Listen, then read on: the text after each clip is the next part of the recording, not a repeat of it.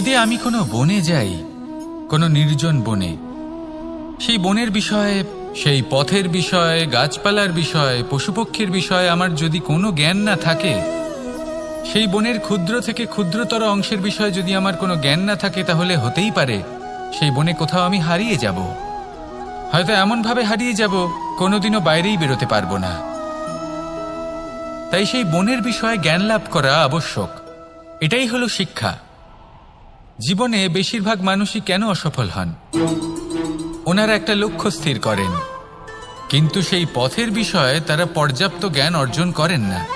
সেই পথে কি বিপদ আসতে পারে প্রত্যেকটা পৃষ্ঠার জ্ঞান তাদের নেই, আর সেই জন্যই তারা অসফল হন। আপনি জীবনে যখনই কোনো লক্ষ্য স্থির করবেন, কোনো লক্ষ্য সাধন করবেন, পরিকল্পনার সাথে সেই পথে অগ্রসর হন। সেই পথকে বোঝার চেষ্টা করুন, সেই পথের বিপদ সম্পর্কে জ্ঞান লাভ করুন, সব কিছু জানার চেষ্টা করুন, অজানা তথ্য আহরণ করুন, আর তারপর সেই লক্ষ্যের প্রতি নিজেকে সমর্পিত করুন। তবেই আপনি সাফল্য লাভ করবেন। আর এই মন প্রসন্ন হয়ে বলবে, রাধা রাধা। আপনি নিশ্চয়ই কখনো অনুভব করেছেন, যদি কোনো নির্মল ব্যক্তির কাছে গিয়ে বসেন, তাহলে মনে নির্মল অনুভূতি হয়, এই মন শান্ত হয়ে যায়। সেইখানেই কোনো দুশ্চরিত্র মানুষের কাছে গিয়ে বসলে এই মন বিচলিত হয়ে যায়। কারণটা কি? কারণ যে ব্যক্তি নির্মল মনের, তিনি সবার মধ্যে নির্মলতা ছড়িয়ে দেন। আমাদের অন্তরে যা থাকে আমরা সেটাই সবার মধ্যে বিতরণ করি।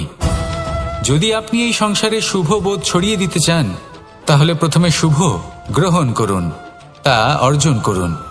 এই সংসারে জ্ঞানের শক্তি লাভ করুন, আর সেই জ্ঞানের শক্তি সংসারে বিতরণ করুন। শান্তি এবং সন্তোষ প্রদান করুন।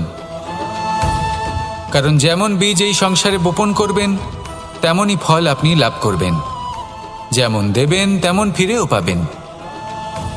এই সংসারে জ্ঞান প্রদান করুন, শান্তি প্রদান করুন, সন্তুষ্টি প্রদান করুন। এই সংসারে ভালোবাসা বিতরণ করুন, আর এই প্রেম ভাব নিয়েই বলুন, রাধা রাধা। এই সংসারে সবথেকে বেশি মূল্যবান কি হতে পারে? সময়। সমগ্র পৃথিবীর সমগ্র সম্পত্তি ব্যবহার করেও সময়ের একটা মুহূর্ত লাভ করা যায় না, এতটাই বেশি মূল্যবান। আর এই সময়কেই আপনি হেলায় নষ্ট করতে থাকেন, এর সদ্ব্যবহার করেন না, নিজের স্বপ্ন পূরণ করেন না। আর যখন এই সময় পার হয়ে যায়, তখন মনে হয় আর তো সময় অবশিষ্ট নেই। এটা হলো অনুচিত। তাই এই সময়ের সদ্ব্যবহার করুন, শ্রেষ্ঠ কর্ম করুন, সেই সকল কর্ম করুন যা আপনি করতে চান, সেই সকল স্বপ্ন পূরণ করুন। এই সময় ব্যর্থ হতে দেবেন না। এই সময় কারোর জন্য থেমে থাকে না। আর একবার এই সময় পার হয়ে গেলে আর আপনি তার সদ্ব্যবহার না করলে, এই সময়ই এসে আপনার বিনাশ ঘটাবে। এই সময়কে সম্মান করুন, আর আমার সাথে ভালোবেসে বলুন, রাধা রাধা। এই সংসারে দুই ধরনের মানুষ দেখা যায়, এক সরল, দুই জটিল। এবার এই যে সরল ব্যক্তি থাকে, তাদের এই সমাজ দুর্বল মনে করে। এমনিতে দেখতে গেলে জলও সরল, বায়ুও সরল। ওনারা যেদিকে চাইবেন প্রবাহিত হতে পারেন, এনাদের যে আকার দেবেন সেটাই ধারণ করবেন। কিন্তু এরা বাস্তব রূপ ধারণ করলে তখন কি হয়? এই জল এমন এক ধারায় পরিণত হয় যে অনেক বড় বড় পাথরকে খণ্ডিত করে দিতে পারে। এই বায়ু এমন এক চক্রবাতে পরিণত হয় যা সংসারে বিনাশ ডেকে আনে। তাই যে ব্যক্তি সরল, তার সরলতাকে সম্মান করুন, তাকে সম্মান করুন, তাকে ভালোবাসা দিন। আর আমার সাথে ভালোবেসে বলুন, রাধা রাধা। খেলা খেলতে কে না ভালোবাসেন? আমরা প্রত্যেকেই যখন সময় পাই, সুযোগ পাই, তখনই আমরা কোনো খেলা খেলি। খেলার সময় দুই ধরনের মানুষ ওখানে থাকেন, এক যারা অংশগ্রহণ করেন, আর দুই যারা দেখতে থাকেন, যারা দর্শক হয়ে দেখেন, যারা নিজের পক্ষের বিজয়ের ফলে উচ্ছ্বসিত হয়ে থাকেন, পরাজয়ের ফলে শোক পালন করেন, পরামর্শ দিয়ে থাকেন। আর বিজয়ী কে হন? বিজয়ী তিনি হন যিনি অংশগ্রহণ করেন। নির্বাচন আপনাকে করতে হবে, আপনি কি করতে চান। আপনি কি খেলোয়াড় হতে চান, নাকি আপনি দর্শক হতে চান? যদি আপনি বিজয়ের আনন্দ লাভ করতে চান, সেই রোমাঞ্চ অনুভব করতে চান, তাহলে খেলতে হবে। ময়দানে আপনাকে নামতেই হবে। পরাজয়ের সম্ভাবনার ভয়ের সাথে আপনাকে লড়াই করতেই হবে। বিপক্ষের আহ্বানকে স্বীকার করতেই হবে, খেলোয়াড় হয়ে উঠতে হবে। তবেই এই বিজয়ের সম্ভাবনা থাকবে। আসলে কি, দর্শক হয়ে পরামর্শ দেওয়া অত্যন্ত সহজ, ময়দানে নেমে অংশগ্রহণ করা অত্যন্ত কঠিন। আর এখানে যেটা সহজ, তা আপনাকে বিজয়ের পথে কখনোই নিয়ে যাবে না। আসুন আমার সাথে ভালোবেসে বলুন, রাধা রাধা। এই সংসারে মানুষ জন্মগ্রহণ করেন, বড় হতে থাকেন, পুরুষার্থ লাভ করেন, অর্জন করেন। অর্জন করা আসলে কি? বেশিরভাগ মানুষ বলেন অর্জন করা অর্থাৎ ধন সম্পত্তি অর্জন করা। আর কি অর্জন করা যায়? আর কি লাভ করা যায়? আসল প্রশ্ন হলো এটাই যে কি এমন আছে যা বাস্তব রূপে অর্জন করার যোগ্য। তা হলো ব্যবহার, জ্ঞান এবং সন্তোষ। কেন? কারণ আপনি যখন এই সংসার ছেড়ে চলে যাবেন, তখন আপনার ধন সম্পত্তি আপনাকে বিদায় জানাতে আসবে না। আপনাকে বিদায় জানাতে আসবে আপনার আপনজন, যাদের সাথে আপনার সুসম্পর্ক ছিল। সমগ্র সংসারে সহস্র মানুষ ধন অর্জন করে থাকেন। শ্রেষ্ঠ মানুষ হলেন তিনি, যিনি ব্যবহার, জ্ঞান এবং সন্তোষ অর্জন করে থাকেন, একে সকলের মধ্যে বিতরণ করেন। তাই এটাই করুন, আর আমার সাথে ভালোবেসে বলুন, রাধা রাধা। এই সংসারের আরম্ভ থেকে এখনো পর্যন্ত এবং ভবিষ্যতেও একটা যুদ্ধ আছে, যা হয়ে চলেছে, চলতেই থাকবে। পাপ এবং পুণ্যের মধ্যে যুদ্ধ, সত্য এবং অসত্যের মধ্যে যুদ্ধ।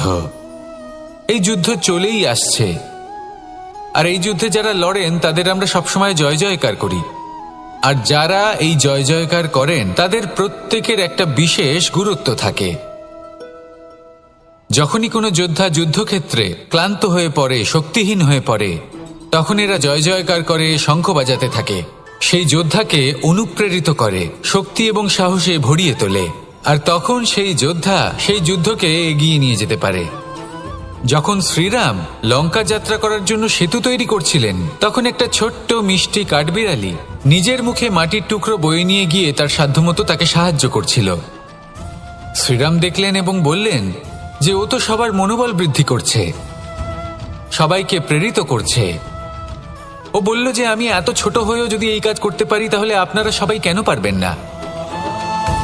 এটাই হলো সেই সকলের মাহাত্ম্য, যারা জয় জয়কার করেন, অনুপ্রেরিত করেন, সাহস যোগান। ওনারা সেই ব্যক্তি যারা একজন যোদ্ধার মধ্যে যুদ্ধকে জয় করার শক্তি প্রদান করেন। আসুন আমার সাথে ভালোবেসে বলুন, রাধা রাধা। সংসারে আমাদের জীবনে যখন কোনো সুখ বা দুঃখ আসে, তার জন্য আমরা কাউকে না কাউকে অবশ্যই দায়ী করে থাকি, তাই না? এই ব্যক্তি আমাদের সাথে এরকম কাজ করেছেন, তাই আমার সাথে এমন হলো।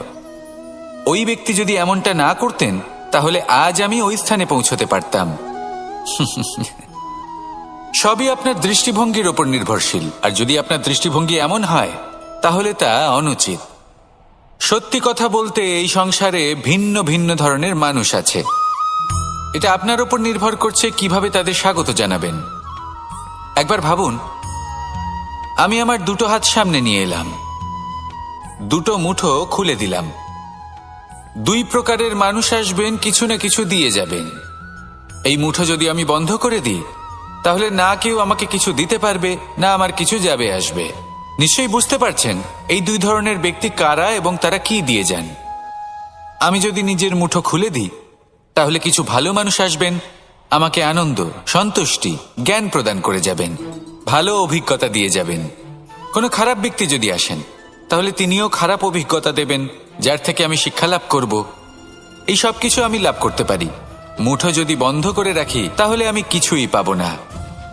দেখুন, এই সংসারে প্রত্যেকের জীবনে এইরকম। প্রত্যেকের জীবনে সবকিছুই আছে, ভালো খারাপ দুই মানুষই আছে। ভালো অভিজ্ঞতা আছে, খারাপ অভিজ্ঞতা আছে, নির্ভর করছে আপনার উপর। যে আপনি কি করবেন, এনাদের স্বাগত কিভাবে জানাবেন, কার থেকে কি বুঝবেন, কি শিখতে পারবেন, আর কোন দৃষ্টিভঙ্গি নিয়ে অগ্রসর হবেন। এটাই নির্ধারণ করবে যে আপনার জীবন কেমন হবে। আসুন আমার সাথে ভালোবেসে বলুন, রাধা রাধা। এটা হলো একটা সাদা পাতা। এবার এতে আমি যাই লিখব সেটাই এর অস্তিত্ব হবে।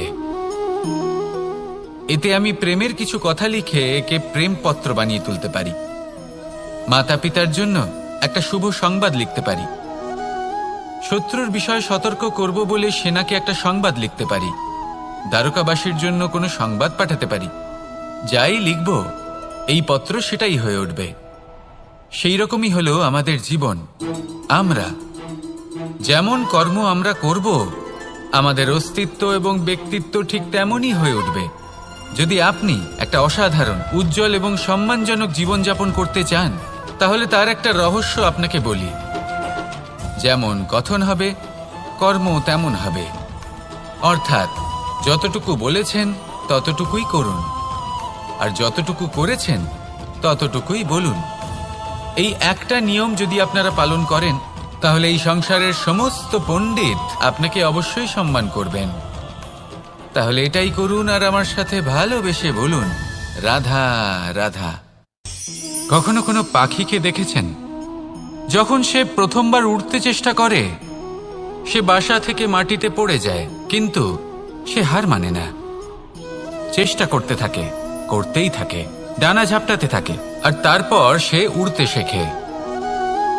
গোল শালগ্রাম শিলাকে দেখুন, পর্বত থেকে খসে পড়ে, ধাক্কা খায়, জলের প্রবাহ দ্বারা ঘর্ষিত হয়, তারপরে তা শালগ্রামে পরিণত হয়।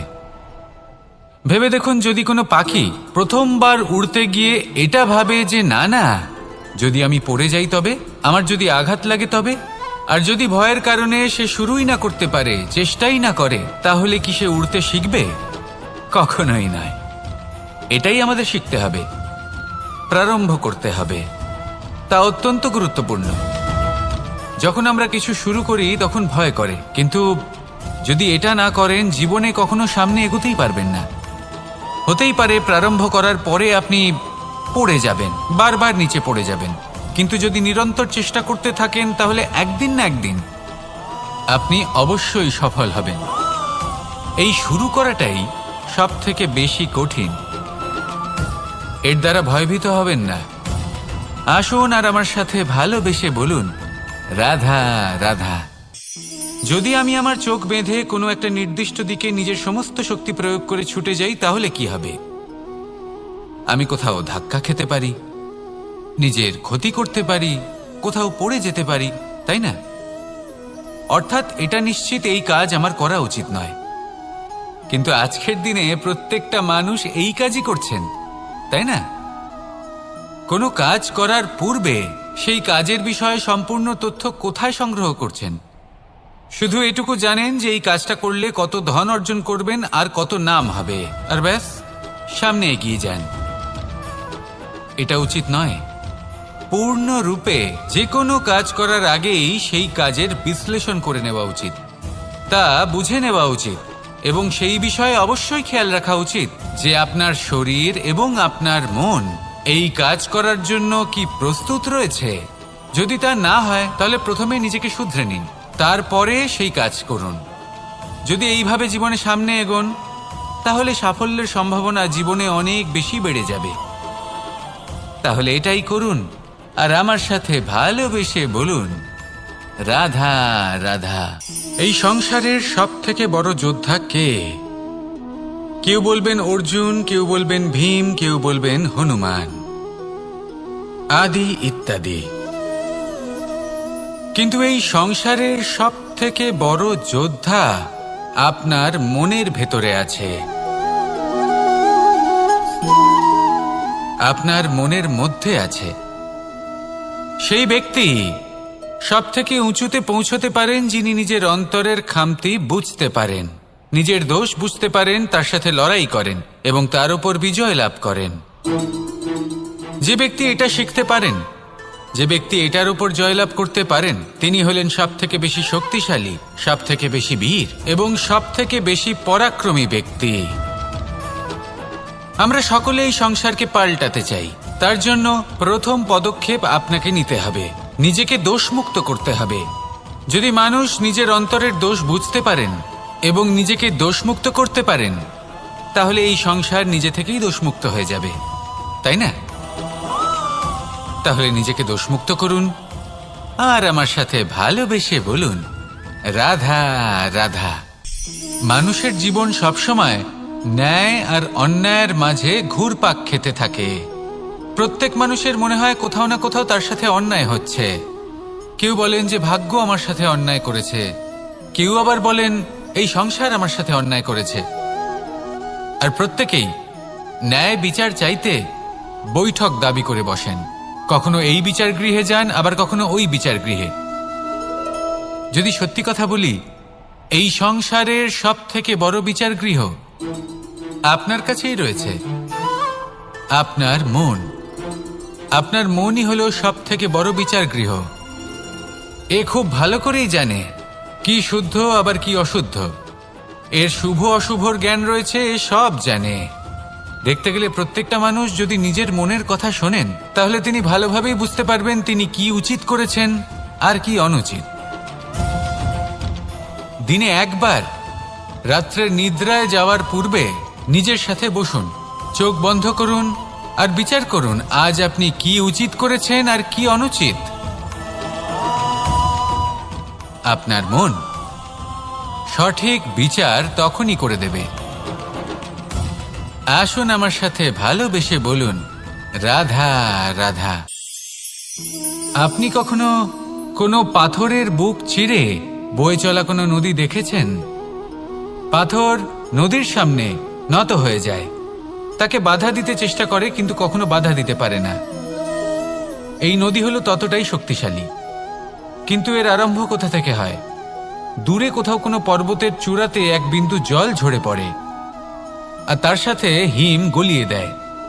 তারপর জলের শক্তি বৃদ্ধি পায়, তারপর অনেক বিপদের সম্মুখীন হয় আর অনেক ধরনের বাধা সে অতিক্রম করে। তার শক্তির এতটাই বৃদ্ধি হয় যে তাকে বাধা দেওয়া একেবারেই অসম্ভব ব্যাপার হয়ে যায়। দেখুন, নদী তো মহান বটেই, কিন্তু তাকে মহান করে তুলেছে কে? সেই সকল বিপদ যার থেকে ও কখনো পালায়নি। সেইভাবেই আমাদেরও বিপদ থেকে পালিয়ে গেলে হবে না, তার সম্মুখীন হতে হবে সাহসের সাথে, পূর্ণ শক্তি প্রয়োগ করে। তবেই আমরা শিখতে পারবো, তবেই আমরা সামনে এগোতে পারবো। যদি আপনি জীবনে কুন্দন হয়ে উঠতে চান, তাহলে জ্বলন সহ্য করতেই হবে। আসুন আমার সাথে ভালোবেসে বলুন, রাধা রাধা। এ হলো গোলাপ ফুল। একে আমরা সকলেই চিনি। সমগ্র সংসার ভালোবাসে এই পুষ্পকে। এই ফুল দেখতেও সুন্দর। সবথেকে বেশি গুরুত্বপূর্ণ কথা হলো এর সুগন্ধ, যা দূর দূরান্ত থেকে ব্যক্তিদেরকে আকৃষ্ট করে। এই সুন্দর পুষ্প একটু মন দিয়ে দেখলেই দেখা যায় এর নিচে কাঁটা রয়েছে। এই সংসার বলে, এ প্রকৃতির কেমন রচনা, এত কোমল পুষ্প, এটা কি তীক্ষ্ণ কাঁটা সহ প্রস্ফুটিত হয়? এটাই হলো জীবনের সত্য। আমাদের অন্তরের সদ্গুণ, সেগুলিও এই ফুলের মতোই সুন্দর। সংসার এর সৌন্দর্য দেখতে পায়, এর সুগন্ধ চতুর্দিকে ছড়িয়ে পড়ে। কিন্তু এই সদ্গুণ জাগ্রত করে তোলার জন্য কঠোর পরিশ্রম করতে হয়, প্রতিনিয়ত চেষ্টা করে যেতে হয়। তাই জন্য যদি আপনি জানেন আপনার পথ উচিত কিন্তু তা কাঁটায় পরিপূর্ণ, তাহলে থামবেন না, চলতে থাকুন। একবার যদি অন্তরের সদ্গুণ জাগ্রত হয়, তাহলে এই সংসার এর সৌন্দর্য দেখবে আর সুগন্ধে আকর্ষিত হয়ে আপনার কাছে আসবে। এই মন, এই জীবন প্রসন্ন হয়ে বলবে, রাধা রাধা। মোহনের বাঁশির এই সুর, এই সঙ্গীত কার না পছন্দ হয়? সবারই খুব ভালো লাগে। এবার এই সুর আসে কোথা থেকে? কেউ বলবেন কৃষ্ণের হৃদয় থেকে। সত্য কথা, এই সুর হৃদয় থেকে নির্গত হয় এবং প্রকট হয় এই বাঁশি থেকে। এই বাঁশিটাকে দেখুন, এই ছিদ্রগুলি দেখুন, প্রত্যেকটা সুর থেকে নিজস্ব একটা স্বর নির্গত হয়। এবার যে ব্যক্তি এই সমস্ত সুর এবং স্বর বুঝতে পারেন, এতে নিপুণ, তিনি এই বাঁশির দ্বারা যে সুর নির্গত করবেন তা তো মধুর অবশ্যই হবে। এবার জীবনের সাথেও কিছুটা এরকমই ঘটে। জীবনের কিছু নীতি থাকে, অর্থ, কুটুম্ব এবং আধ্যাত্মিক। যদি জীবনের প্রত্যেকটা মুহূর্ত সুখময় হয় এরকম আপনি চান, তাহলে এই তিনটি নীতিতে আপনাকে নিপুণ হতে হবে। কোনো একটি বিশেষ নীতির প্রতি যদি আপনি বেশি ঝুঁকে পড়েন, তাহলে বাকি দুই নীতি থেকে যা সুখ লাভ করা সম্ভব তা পারবেন না। ধন অর্জন করতে হবে পরিবারের জন্য, পরিবারের সুখ মনের শান্তির জন্য, মনে শান্তির প্রয়োজন মনের শুদ্ধতার জন্য। যখন এই মন শুদ্ধ হবে, জীবন শুদ্ধ হবে, পবিত্র হবে, সুন্দর হবে এবং ভালোবেসে বলবে রাধা রাধা। জল এ হলো জীবনের আধার পঞ্চতত্ত্বের মধ্যে একটি, আর অত্যন্ত বিশেষ। এর থেকে অনেক বড় শিক্ষা পাওয়া যায়। এই জল গন্তব্যের বিষয়ে এর স্পষ্ট ধারণা আছে। ও জানে ওর লক্ষ্য কি, আর প্রয়াস করে ততদূর সে পৌঁছেও যায়। এটি পর্বত থেকে বয়ে নিচে নেমে আসে, নদীর সাথে সমাহিত হয়ে তার সাথে বয়ে চলে, চিরসবুজ বনানী গড়ে তোলে, প্রাণীদের তৃষ্ণা নিবারণ করে, সামনে এগিয়ে চলে, মানুষের সাথে মিলিত হয়। যারা একে বাঁধের মধ্যে বেঁধে রাখতে চেষ্টা করে, সে বন্দি দশাতেও থেকে যায়, মানুষের কল্যাণ করে।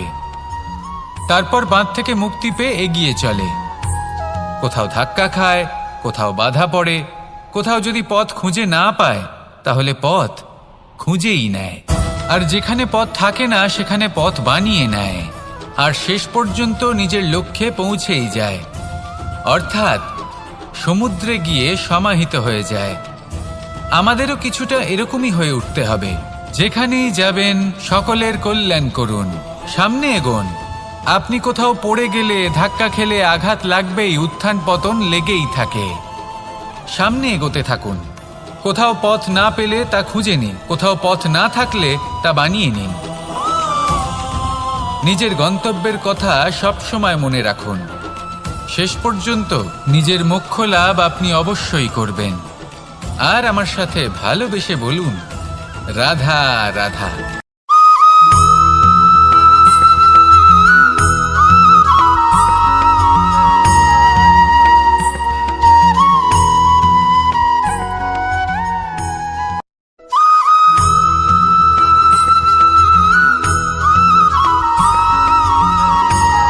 কথায় আছে, প্রত্যেক পুত্র তার পিতার প্রতিচ্ছবি হয়, আর সমস্ত প্রতিচ্ছবি চায় যেন সে তার অস্তিত্ব প্রাপ্ত করতে পারে। পুত্র চায় সে যেন তার পিতার মতো হয়, বা কখনো কখনো তার থেকেও শ্রেষ্ঠ হয়। সেটা কোনো অনুচিত ব্যাপার নয়। অনুচিত তখন হয় যখন পুত্র নিজের পিতার মতো হবার স্বপ্ন পূরণ করতে গিয়ে বা তার থেকেও শ্রেষ্ঠ হওয়ার স্বপ্ন পূরণে অনুচিত পথের আশ্রয় নেয়। কারণ তারপরে সে তার পিতার গুণগুলি আত্মসাৎ করতে চায় না। সে শুধুই এটা চায় যে সংসারের চোখে যেন আমি শ্রেষ্ঠ প্রমাণিত হই। এটা অনুচিত। সংসারে এমন অনেক মানুষ আছেন যারা এই কারণে শ্রেষ্ঠ হবার চেষ্টা করেন যাতে তার পরিবারের, তার পিতার সম্মান বৃদ্ধি পায়। এমনও মানুষ থাকেন, আর এটাই হলো পার্থক্য উদ্দেশ্যের। মনে রাখবেন, যদি আপনার উদ্দেশ্য শুভ হয় তাহলে পথও শুভ হবে, যদি আপনার উদ্দেশ্য অশুভ হয় তাহলে পথও অশুভ হবে। তাহলে নিজের পিতার মতো হবার চেষ্টা অবশ্যই করুন, তার থেকেও শ্রেষ্ঠ হওয়ার চেষ্টা অবশ্যই করুন, কিন্তু মনে রাখবেন আপনার সংকল্প আর আপনার উদ্দেশ্য এই দুই শুভ হওয়া উচিত। তাহলে আসুন আর আমার সাথে ভালোবেসে বলুন, রাধা রাধা।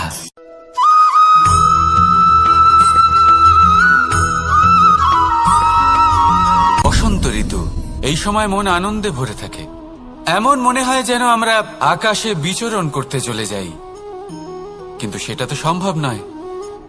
সেই জন্য হয়তো আমরা ঘুড়ি ওড়াই, এই ঘুড়িকে নিজেদের প্রতিরূপ মনে করে। এবার অনেক মানুষ আছেন যারা ঘুড়ি ওড়ান, কিন্তু এই কর্মের সারমর্ম কি সেটা কজন বুঝতে পারেন? আপনি এটা মনে করুন যে আপনি হলেন সেই ঘুড়ি, আর এই সুতো যিনি ধরে রয়েছেন তিনি হলেন পরমাত্মা। আর এই সুতো যেখান থেকে শুরু হয় সেই লাটাই হলো আমাদের কর্মচক্র। এবার আপনি নিজেই অনুমান করুন যে এই উড়ান কার ওপর নির্ভরশীল? পরমাত্মার ওপর আর আপনার কর্মের ওপর। যদি পরমাত্মা আপনার হাত ধরে থাকেন, আপনার সাথে থাকেন, যদি আপনি শুভ কর্ম করতে থাকেন, আপনি এই আকাশে উড়তে থাকবেন। কিন্তু কোথাও যদি পরমাত্মার সাথে এই বন্ধন ছিন্ন হয়, আপনার কর্মচক্র খারাপ হয়ে যায় বা থেমে যায়, তাহলে আপনার এই ঘুড়ি কেটে যাবে আর দূরে কোনো গাছের ডালে গিয়ে আটকে যাবে।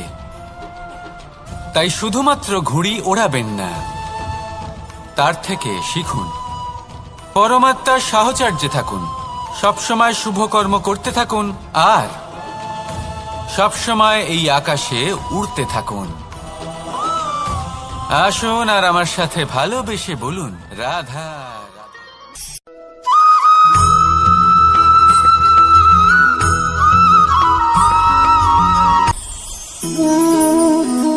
শক্তি এক অত্যন্ত বিচিত্র বস্তু, বা বলতে পারেন অনুভূতি। পিতা সবসময় চান যেন তিনি তার শক্তি পুত্রকে। আসুন আপনাকে সহজে বোঝাই। যদি আপনি সুপাত্র হন আর আপনাকে শক্তি দেওয়া হয়, তাহলে আপনি সেই শক্তির গুরুত্ব বুঝবেন, কোথায় সেই শক্তি প্রয়োগ করা উচিত সেটা বুঝবেন। আর এটা যেহেতু অর্জন করা শক্তি হবে, সেই শক্তির অপব্যবহার হবে না। কিন্তু যদি এই আপনি কুপাত্র হন আর যদি আপনাকে এই শক্তি দেওয়া হয়, তাহলে কি হবে? দেখতে গেলে এই শক্তি আপনি দান হিসেবে পেয়েছেন, তাই না আপনি এই শক্তির গুরুত্ব বুঝবেন আর না এর প্রয়োগ আপনি জানবেন। তার অপব্যবহার হওয়া সুনিশ্চিত। তাই যদি আপনি কোনো শক্তি অর্জন করতে চান, তাহলে আগে তার যোগ্য হয়ে উঠুন, পুত্র নয় পাত্র হয়ে উঠুন। আর আমার সাথে ভালোবেসে বলুন, রাধা রাধা।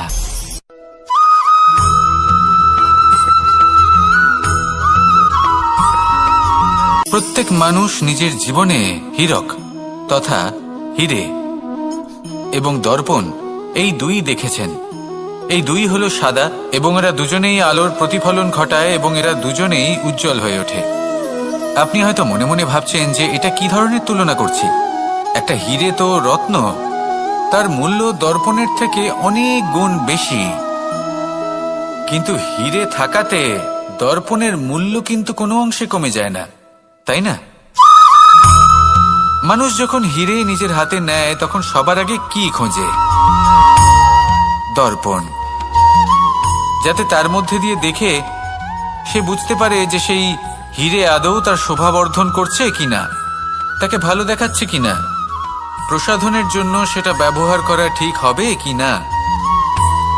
অর্থাৎ হীরের উপস্থিতিতে দর্পণের গুরুত্ব কম হলো না, দর্পণের কারণে হীরের মূল্য বোঝা গেল। আমাদের জীবনেও ঠিক এরকমই ঘটে। আপনারা যদি সংসারে নিজের আশেপাশে দেখেন, এমন অনেক মানুষ দেখতে পাবেন যারা নিজেদের ক্ষেত্রে মহান স্থানে পৌঁছেছেন, নিপুণ, তাহলে নিজেকে ছোট মনে করবেন না। আসুন আর আমার সাথে ভালোবেসে বলুন, রাধা রাধা।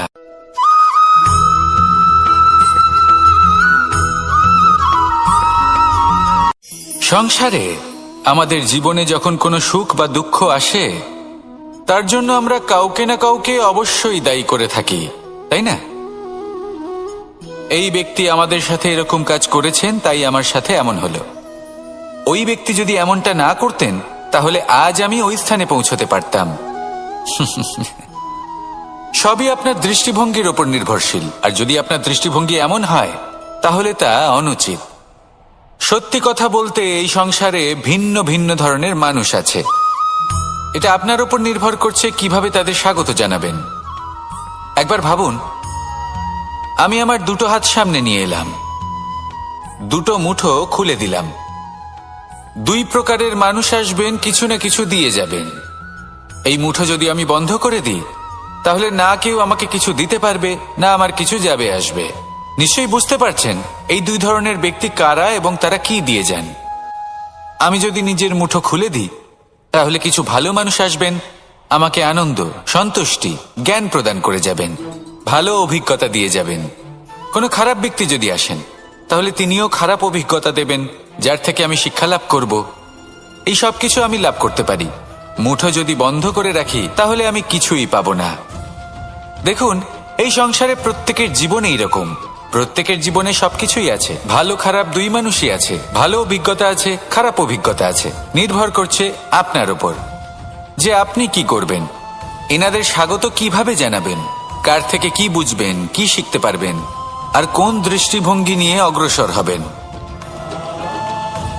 এটাই নির্ধারণ করবে যে আপনার জীবন কেমন হবে। আসুন আমার সাথে ভালোবেসে বলুন, রাধা রাধা।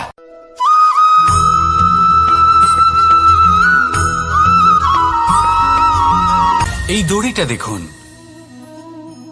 ছোট ছোট রেশম দ্বারা তৈরি। এটা সরু সুতো দ্বারা তৈরি হয়েছে এটা, আর এ অত্যন্ত কোমলও বটে। আর আপনি চাইলে এটা সোজাও করে দিতে পারেন, আর চাইলে এটা বেঁকিয়েও দিতে পারেন। আর যদি চান তাহলে এটা গোল গোল করে বেঁধে কোথাও রেখেও দিতে পারেন। এবার এই কোমল দড়ি যদি কোনো নিষ্ঠুর কঠিন পাথরে বারংবার জড়িয়ে দেওয়া হয় তাহলেও তাকেও কাটতে পারে, নিজের ছাপ ছেড়ে যেতে পারে, সেটার আকারও বদলে ফেলতে পারে। এবার এর কারণ কি? এর কারণ হলো অভ্যাস আর নিরন্তর প্রচেষ্টা। যদি আপনিও চেষ্টা করেন আর নিরন্তর কর্ম করে যান তাহলে আপনার প্রারব্ধ পাথরের মতো কঠিনই হোক না কেন, তাতে ভাঙন ধরিয়েও আপনি নিজের লক্ষ্যে অবশ্যই পৌঁছতে পারবেন। একটা গুরুত্বপূর্ণ কথা মনে রাখবেন, সুকর্মের অভ্যাস আর নিরন্তর প্রয়াস, এই হলো সাফল্যের মন্ত্র। তাহলে জীবনে এই মন্ত্র আনুন আর আমার সাথে ভালোবেসে বলুন, রাধা রাধা।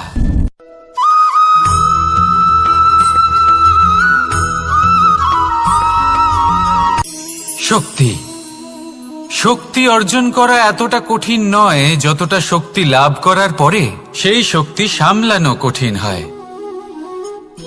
কারণ যেই মানুষ শক্তি লাভ করে তার মনে গর্ববোধ জন্মায়, জন্মায় অহংকার, জন্মায় জেদ। তাই শক্তি প্রাপ্ত করার সাথে বিনম্র থাকাও অত্যন্ত আবশ্যক। আর এটা আমাদের শেখা উচিত বৃক্ষের থেকে। বৃক্ষ যা আমাদের ফল দেয়, বৃক্ষ যা যত ফল দেয় ততটাই ঝুঁকে যায়। আমরা পাথর মারি ওই বৃক্ষের থেকে ফল প্রাপ্ত করার জন্য। সেই পাথরের মার সহ্য করেও বৃক্ষ আমাদের ফল দেয়। কোনো গর্ববোধ নেই, কোনো অহংকার বোধ নেই।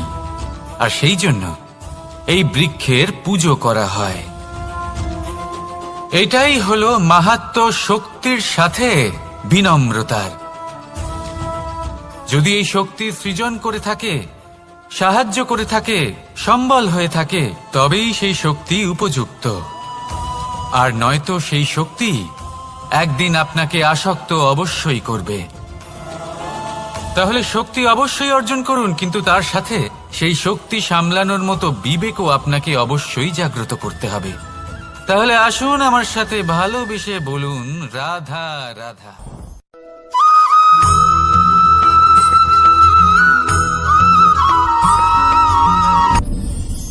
আপনি কি কখনো কোনো জলের ধারা দেখেছেন?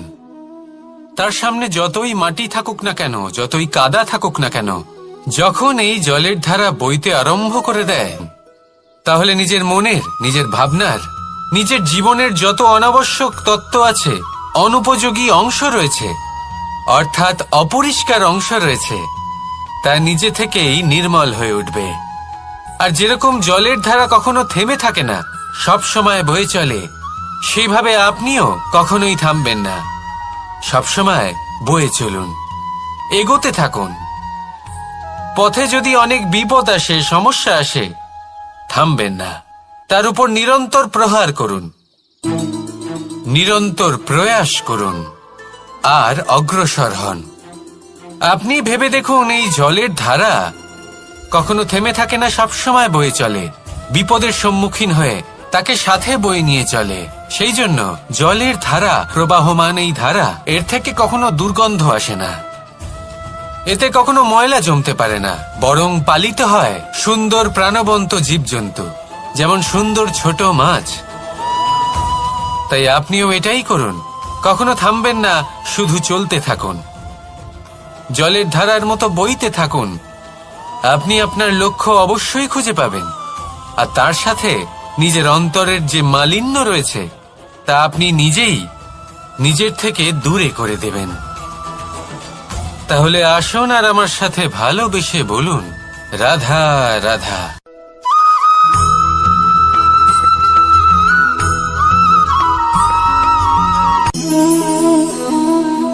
নিয়তি। রাধা আমাকে বলে, কৃষ্ণ, যদি তুমি জানো যে নিয়তিতে কি আছে, তাহলে তাকে বদলে দাও না কেন? মহাদেব আমাকে বলেন যে শ্রীকৃষ্ণ, যদি আপনি এটা জানেন যে সাম্বের নিয়তি এটাই, তাহলে আপনি তাকে বদলানোর চেষ্টা কেন করেন? কেন?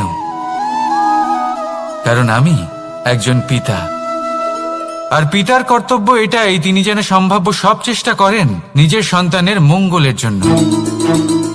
নিয়তি আমি জানি, কিন্তু এটাও আমি জানি যে কর্মের থেকে বড় আর কোনো নিয়তি হতে পারে না। অভিজ্ঞতাও রয়েছে যে কর্মের হাতে নিয়তির এই চক্র বদলে যেতে পারে। তাই জীবনে যদি আপনার কখনো এমন মনে হয় যে এটা তো অসম্ভব, তখনও চেষ্টা করা কখনোই ছাড়বেন না।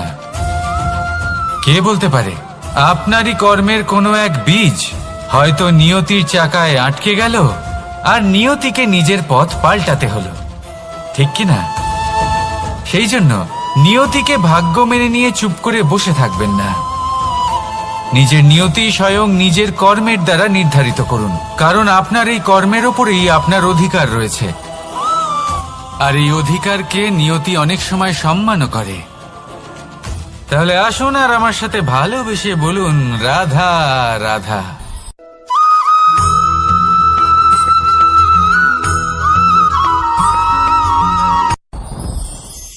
সাথী। সাথী এই শব্দটির ব্যাখ্যা কে কিভাবে করে? মিত্র, সখা, বন্ধু। কিন্তু অর্থ একটাই, তিনি যিনি আপনার সঙ্গী হন, আর তিনি যার সাথী আপনি হন। এবার সব থেকে বড় প্রশ্ন হলো এটাই যে তিনি কে হতে পারেন যাকে আপনি আপনার সাথী বলে মেনে নিতে পারেন, নিজের সখা, নিজের মিত্র, নিজের বন্ধু মেনে নিতে পারেন। আপনার সাথী হলেন তিনি যিনি দুঃখের সময় আপনার পাশে থাকবেন, আপনার হাত ধরে থাকবেন। আপনার সাথী হলেন তিনি যার হাত আপনি নিজের সুখের দিনে ধরে থাকবেন। সেই সাথীরই হাত ধরুন যিনি দুঃখে সবসময় আপনাকে সাহায্য করার জন্য তৎপর হয়ে থাকেন, আপনার পাশে থাকেন, আর যাকে সুখের দিনে আপনি আপনার সাথে রাখতে পারেন। আর যখন আপনার সাথে আপনার এই সাথী থাকবে, তখন আপনি এটা বুঝবেন যে যখন জীবনে দুঃখ আসে, তখন এই দুঃখ কমে যায়, সবার মধ্যে ভাগ হয়ে যায়। আর যদি তখন সুখ আসে, তাহলে সেটা সবার উপস্থিতিতে আরো বেড়ে যায়। এটাই হলো প্রেম, এটাই হলো ভালোবাসা, এটাই হলো সঙ্গ, যেমন সম্পর্ক আমার আর রাধার মাঝে। তাহলে আসুন আর আমার সাথে ভালোবেসে বলুন, রাধা রাধা।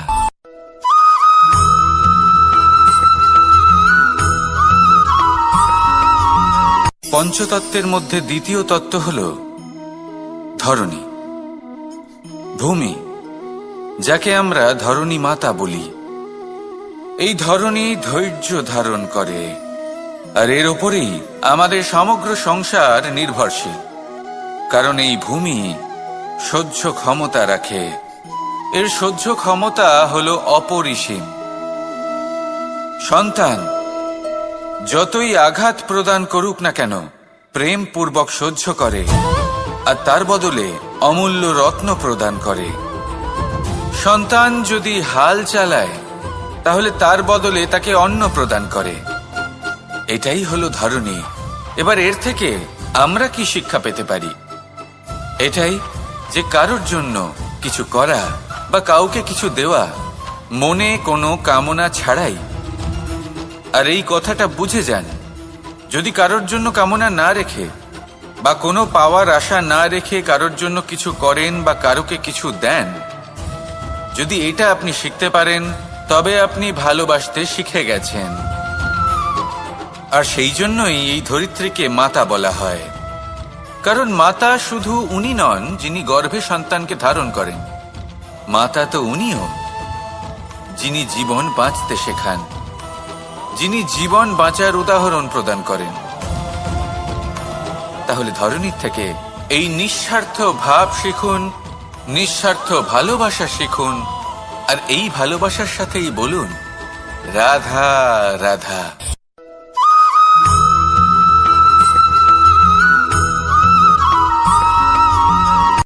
কথায় আছে, অন্ধকারে প্রদীপ প্রজ্বলিত করলে চতুর্দিক আলোকিত হয়। কিন্তু যদি এই প্রদীপ আমি সূর্যের আলোর সম্মুখে সকালবেলায় প্রজ্বলিত করে রেখে দিই, তাহলে কি হবে? আপনি বলবেন যে এটা করে তো কোনো লাভই হলো না। সূর্যের প্রকাশের সামনে এই প্রদীপ আসলে কিছুই নয়। এবার এই চিন্তা ভাবনা প্রত্যেক দিন করতে হবে, আর একটা অমূল্য শিক্ষা পেতে হবে। মনে করুন যে আপনি মহাপুরুষের সামনে বসে আছেন, কোনো মহাজ্ঞানীর সামনে। তাহলে সেই ব্যক্তির সামনে নিজের জ্ঞানের প্রদীপ প্রজ্বলিত করবেন না, নীরব থাকুন। আর সেই ব্যক্তির সূর্যের প্রকাশের মতো জ্ঞান প্রাপ্ত করুন। যতটা পারবেন জ্ঞান লাভ করুন। যদি এমন কোনো সময় এমন কোনো স্থানে আপনি আছেন যেখানে চতুর্দিক অন্ধকার, কারোর কাছেই জ্ঞান নেই, সেখানে নিজের জ্ঞানের প্রদীপ প্রজ্বলিত করুন। এমন করলে দুদিক থেকেই আপনার লাভ হবে। আপনার জ্ঞান প্রাপ্তিও হবে আর জ্ঞানের সঠিক প্রয়োগও করতে পারবেন। আর এই মন প্রসন্ন হয়ে বলবে রাধা রাধা।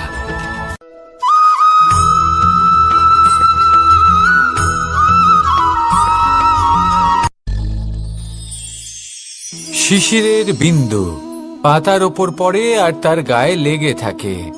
পাতা তাকে শুষে নিতে পারে না, আর শেষ পর্যন্ত সে ঝরে পড়ে যায়। অন্যদিকে রয়েছে মেঘ এবং চাতক। এদের মধ্যে অনেক দূরত্ব থাকে। মেঘ থাকে আকাশে আর চাতক থাকে ধরিত্রীতে। কিন্তু যখন এই মেঘ থেকে বৃষ্টি ঝরে পড়ে, এই চাতক কিন্তু সেই জলই পান করে, নয়তো সে তৃষ্ণার্ত থেকে যায়। এবার অন্যদিকে দেখলাম শিশির বিন্দু আর পাতার এই সম্পর্ক। এরা খুব কাছাকাছি থাকে, ঘনিষ্ঠও থাকে। অন্যদিকে রয়েছে মেঘ এবং চাতকের সম্পর্ক, যাদের মধ্যে অনেক দূরত্ব থাকা সত্ত্বেও তারা খুব ঘনিষ্ঠ, তাই না? এই সারমর্ম খুব সরল। এই নৈকট্য, এই দূরত্ব, তা আপনার সম্পর্কে প্রভাব কিছুতেই ফেলতে পারে না। এই নৈকট্য, এই দূরত্ব, এইসব হলো শুধুমাত্র মনের ব্যাপার। কখনো আপনি অনুভব করেছেন আপনি কারোর থেকে অনেক অনেক দূরে আছেন, অনেক দূরে আছেন, তাও সেই ব্যক্তির প্রতি আপনি টান অনুভব করেন। সেখানে আপনি কারোর সাথে প্রত্যেক দিন অতিবাহিত করেন, সমস্ত জীবন অতিবাহিত করেন, সব থেকে বেশি সময় তার সাথে অতিবাহিত করেন, তাও তার প্রতি সেই টান অনুভব করেন না। এই সংকেত হলো মনের দূরত্বের। তাহলে মনের এই দূরত্ব দূর করুন আর আমার সাথে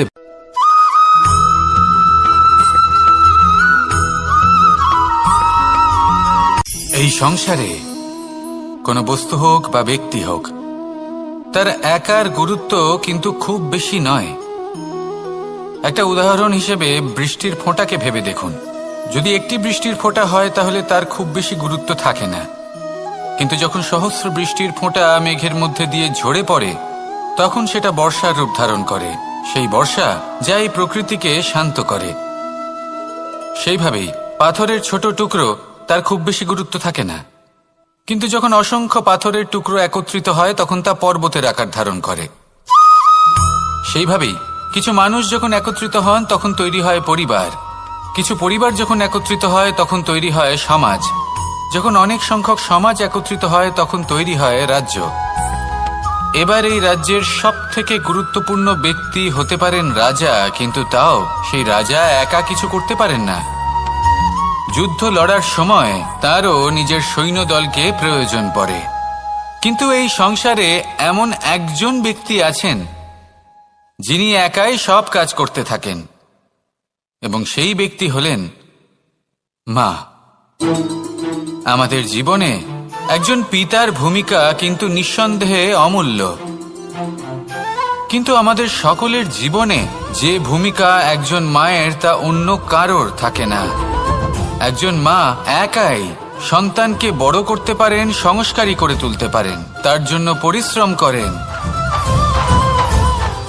আর এত কিছু কাজ করার পরেও তার কাজের জন্য তিনি প্রশংসা অবশ্য পান না। উল্টে যদি সেই সন্তান অনুচিত পথে চালিত হয়, অনুচিত কর্ম করে, তখন সেই মাকেই অপবাদের পাত্র হয়ে উঠতে হয়। আমাদের জীবনে মায়ের যোগদান কতটা সেটা বুঝুন। আপনাকে বড় করে তোলার জন্য উনি কতটা পরিশ্রম করেছেন সেটা বুঝুন। আজ থেকে, এখন থেকে, এই মুহূর্ত থেকে মাকে সম্মান করতে শিখুন। যখন সময় পাবেন, যখন সুযোগ হবে, তখন তার প্রশংসা করুন, ওনারও ভালো লাগবে। আর মায়ের এই মমতার জন্য, তার এই ভূমিকার জন্য আসুন সবাই মিলে আমরা তাকে প্রণাম করি, আর সকলে মিলে ভালোবেসে বলি রাধা রাধা।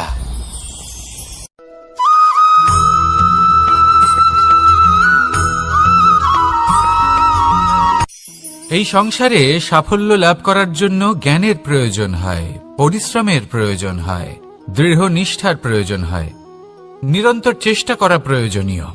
কিন্তু আরো কিছু আছে যা অত্যন্ত প্রয়োজনীয় এবং গুরুত্বপূর্ণ। তা হলো ভালো বন্ধু। তাদের থাকা অত্যন্ত প্রয়োজনীয়। যদি ভালো বন্ধু থাকে তাহলে সময় এলে তারা ঢাল হয়ে আপনাকে সুরক্ষা করবেন। সময় এলে অস্ত্রের মতো শত্রুকে সংহারও করবেন। যদি তিনি জ্ঞানী হন, তাদের মধ্যে সদ্গুণ থাকে, তাহলে এই সব গুণ আপনার মধ্যেও প্রবেশ করবে। তাহলে সাফল্যের জন্য ভালো বন্ধু পাওয়া অত্যন্ত প্রয়োজনীয়। কিন্তু শুধু বন্ধু কেন, ভালো শত্রুও থাকা প্রয়োজনীয়। এবার আপনি ভাববেন, এ আমি কি বললাম? যদি আপনার জীবনেও ভালো অর্থাৎ শক্তিশালী শত্রু থাকে, তাহলে আপনিও শক্তিশালী হতে থাকবেন। এই শত্রু আপনাকে প্রেরিত করবে আরো বেশি শক্তিশালী হয়ে ওঠার।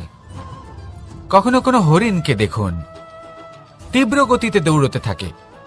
কেন তীব্র গতিতে দৌড়য়? এই কারণে নয় যে কোথাও তার জন্য মধুর ঘাস অপেক্ষা করে রয়েছে, না। সে এই কারণে তীব্র গতিতে দৌড়য় কারণ সেটা না করলে তার পেছনে একটি সিংহ আছে যে ওকে নিজের ভোজন করে ফেলবে। তাই জীবনে বিপদ, সংকট, এই সবকিছুও হলো অত্যন্ত গুরুত্বপূর্ণ। তার সম্মুখীন হতে শিখুন আর আমার সাথে ভালোবেসে বলুন রাধা রাধা।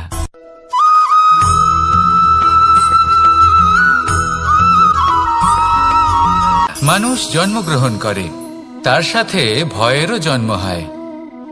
ছোটবেলা থেকেই আমাদের মনে কোনো না কোনো প্রকারের ভয় থেকেই যায়। কেউ এই বিষয়ে ভয় পায় যে তার কোনো বস্তু তার থেকে দূরে চলে যাবে। কেউ এই বিষয়ে ভয় পায় যে আমি নিজেকে হারিয়ে ফেলব। কেউ এই ভেবে ভয় পায় যে আমার প্রিয়জনেরা তারা যেন আমার থেকে দূরে না চলে যায়। কেউ এই ভেবে ভয় পায় যে আমরা যেন পথ না হারিয়ে ফেলি, আদি ইত্যাদি। কিন্তু সত্যি কথা বলতে, ভেবে দেখুন এই ভয় বাস্তবে কি? শুধুই একটা মনস্থিতি, আর কিছুই নয়। যা কিছু আপনি জীবনে পেয়েছেন তা একদিন আপনাকে হারাতে হবে। এই জীবন হলো আপনারই, কিন্তু তাও একদিন সমাপ্ত হবে। তাই ভয় পেয়ে কি লাভ? এই ভয় শুধু আপনাকে জীবনযাপন করা থেকে বাধা দিচ্ছে, আর কিচ্ছু নয়। পথ হারিয়ে ফেললেই বুঝতে পারবেন যে নতুন পথ কিভাবে বানাতে হয়। কিছু মানুষকে জীবন থেকে হারালে তবেই আপনি বুঝবেন যে আপনার আপনজনকে। এই ভয়ের কারণে ভীত হয়ে থাকবেন না। এই তারা নক্ষত্র অন্ধকারের অভাবে গুরুত্ব হারায়। শিবকেও মহাদেব হওয়ার জন্য বিষপান করতে হয়েছিল। প্রত্যেক পরিস্থিতি, প্রত্যেক সাফল্য আপনার পরীক্ষা নেবে, তাতে উত্তীর্ণ হওয়া হলো আপনার কর্ম। যখনই আপনি ভয় পাবেন বা সংকটের সম্মুখীন হবেন, তখন সাহসের সাথে তার সম্মুখীন হন। মনে রাখবেন, যে সম্মুখীন হতে জানে সাফল্য তার সাথে সবসময় থাকে। আসুন আর আমার সাথে ভালোবেসে বলুন, রাধা রাধা।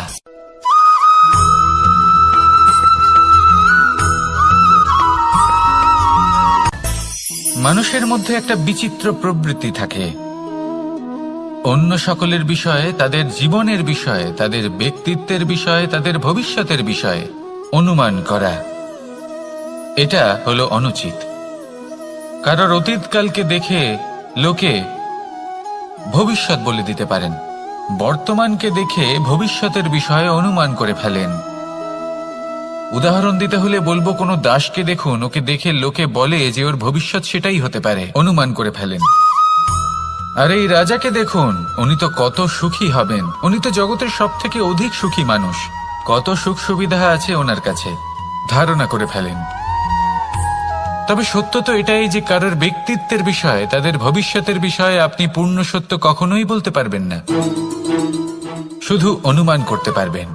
আর এই অনুমান করে সত্যি কোনো লাভ হয় না, কারণ এই কাল সেটা হলো অত্যন্ত শক্তিশালী। কালো থেকে কালোতর কয়লাকেও হীরেতে পরিণত করতে পারে, অনেক বড় বড় রাজাকেও বিদূষক বানিয়ে ফেলতে পারে এক মুহূর্তেই। তাহলে আপনি অনুমান করে কি লাভ? কি পেলেন অনুমান করে? সেই জন্য কারোর বিষয়ে কোনো অনুমান করবেন না, তার ভবিষ্যতের বিষয়ে অনুমান করতে যাবেন না, কারোর বিষয়ে কোনো ধারণা করে নেবেন না। কিছু করতে হলে ভালোবাসুন, সবার মধ্যে ভালোবাসা ছড়ান, সবার মধ্যে ধন্যাত্মক ভাব ছড়ান। এই মন প্রসন্ন হয়ে বলবে, রাধা রাধা।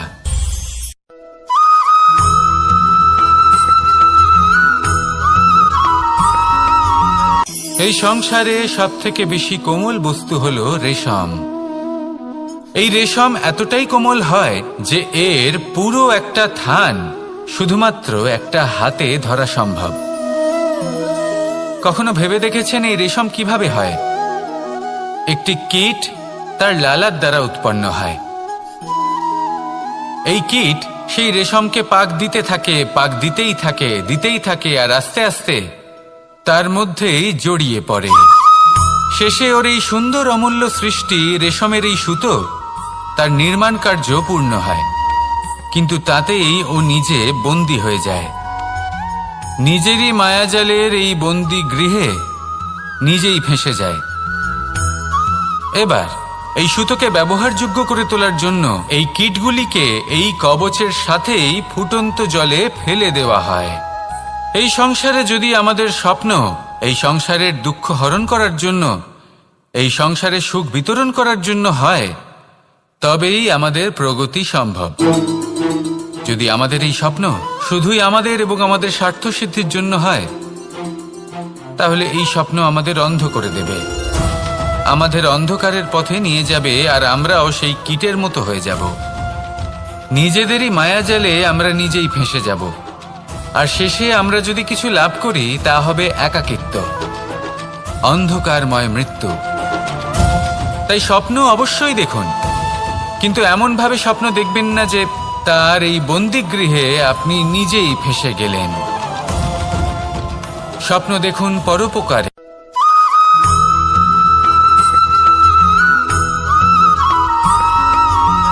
এই সংসারে প্রত্যেক মানুষ এটাই চান যে তিনি যেন ধনবান হন, আর্থিক অবস্থা তার ভালো থাকে, ওনার বাড়িতে লক্ষ্মীর আগমন হয়। কিন্তু সেটা হবে কি করে, সেটাই হলো প্রশ্ন। কেউ বলেন যে যদি পরিশ্রম করো তাহলে ধন অর্জন সম্ভব, কেউ বলেন যে যদি বিদ্যা লাভ হয় তবেই ধন অর্জন সম্ভব, কেউ বলেন যে যদি বলশালী হও তবেই সম্পন্ন থাকবে। ভালো কথা, যদি তাই হয়ে থাকে, তবে দিনমজুর সারা দিন পরিশ্রম করেন, তিনি কেন ধনী হন না? অনেকজন বিদ্বান মানুষ আছেন এই সংসারে, তারা কেন ধনবান হন না? অনেক সংখ্যক বলশালী ব্যক্তি আছেন, তাদের কাছে ধন নেই কেন? তাদের কেন ধনের অভাব হয়? আবার এমনও কিছু মানুষ আছেন যারা পরিশ্রম করেন, তারা দিনমজুর, কিন্তু তারা ধন অর্জন করতে পারেন। কিছু বিদ্বান ব্যক্তি আছেন যাদের কাছে অধিক মাত্রায় ধন রয়েছে। কয়েকজন বলশালী ব্যক্তি রয়েছেন যাদের কাছে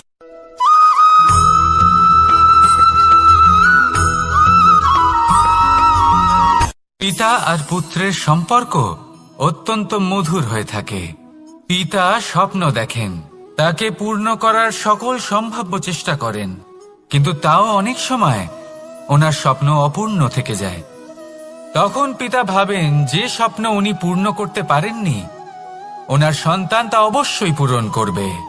যে স্থানে উনি কখনো পৌঁছতে পারেননি, সেই স্থানে ওনার পুত্র অবশ্যই পৌঁছবে।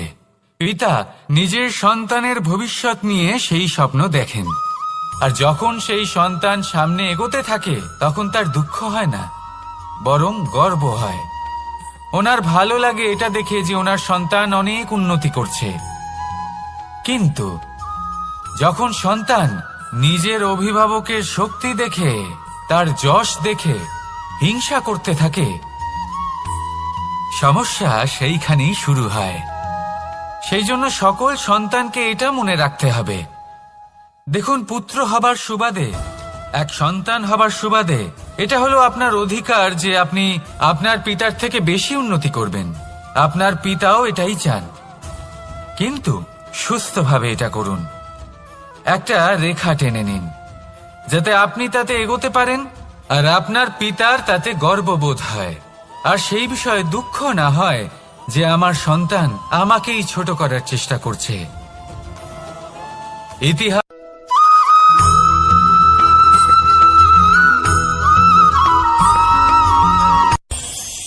এই সংসারে আমরা প্রকাশ কোথা থেকে পাই? এর উত্তর বড়ই সরল। ভোরে যখন সূর্যোদয় হয় তখন প্রকাশের কিরণ আমাদের ঘরে এসে পৌঁছয়। এইভাবেই আমরা প্রকাশ লাভ করি। এবার এই প্রকাশের আলোতেই আমরা সারাদিনের কাজ সম্পন্ন করি। সন্ধে হয়ে যায়, সূর্যাস্ত হয়ে যায়, আর আমাদের ঘর যাতে অন্ধকার না হয় তার জন্য আমরা একটা প্রদীপ প্রজ্বলিত করি। এটাই ঘটে আমাদের জীবনেও। এবার প্রবাহমান আয়ুর সাথে আমরা আমাদের অন্তরে যদি একটা প্রদীপ প্রজ্বলিত করে নিই, তাহলে বিষয়টাই অন্যরকম হবে। এবার আপনি বলবেন কোন প্রকাশের কথা বলছি যা আমাদের অন্তরে জাগ্রত করা সম্ভব? আমাদের আত্মার মাঝে প্রেমের প্রকাশ জাগ্রত করার কথা বলছি। কারণ আমাদের এই জীবন এও হলো দিনের আলোর মতো। আজ প্রকাশ আছে, কিন্তু কোনোদিন অবশ্যই অস্ত হবে। কিন্তু অস্ত হবার আগে যদি আমরা আমাদের আত্মার মাঝে প্রেমের এই প্রকাশ উজ্জ্বলিত করে নিই, তাহলে আমাদের সন্ধ্যাকালও আমরা আনন্দে এবং প্রেমে যাপন করব। তাহলে আসুন আর আমার সাথে ভালোবেসে বলুন, রাধা রাধা।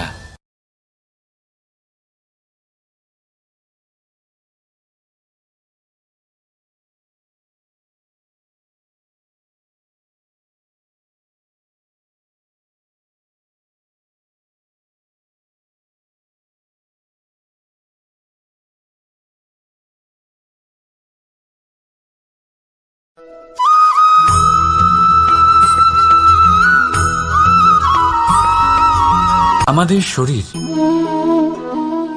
প্রকৃতির সর্বশ্রেষ্ঠ রচনা। যে অঙ্গ প্রত্যঙ্গ আমরা লাভ করেছি প্রত্যেকটির মধ্যে একটি নিজস্ব বার্তা রয়েছে। একটু ভেবে দেখুন, দুটি চোখ দিয়েছে দেখার জন্য, দুটি কান দিয়েছে শোনার জন্য, নাসিকাও আছে দুটি, দুটি হাত দিয়েছে দ্বিগুণ পরিশ্রম করার জন্য। কিন্তু জীব শুধুমাত্র একটি, তার উপরেও তীক্ষ্ণ বলিষ্ঠ দাঁত দিয়েছে তার রক্ষার জন্য। কখনো ভেবে দেখেছেন কেন?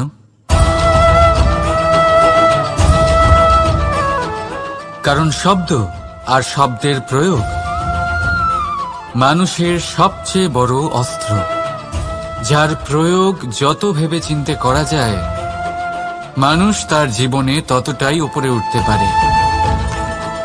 তাহলে মনে রাখুন, দেখুন, শুনুন আর বুঝুন বেশি, বলুন কম। রাধা রাধা।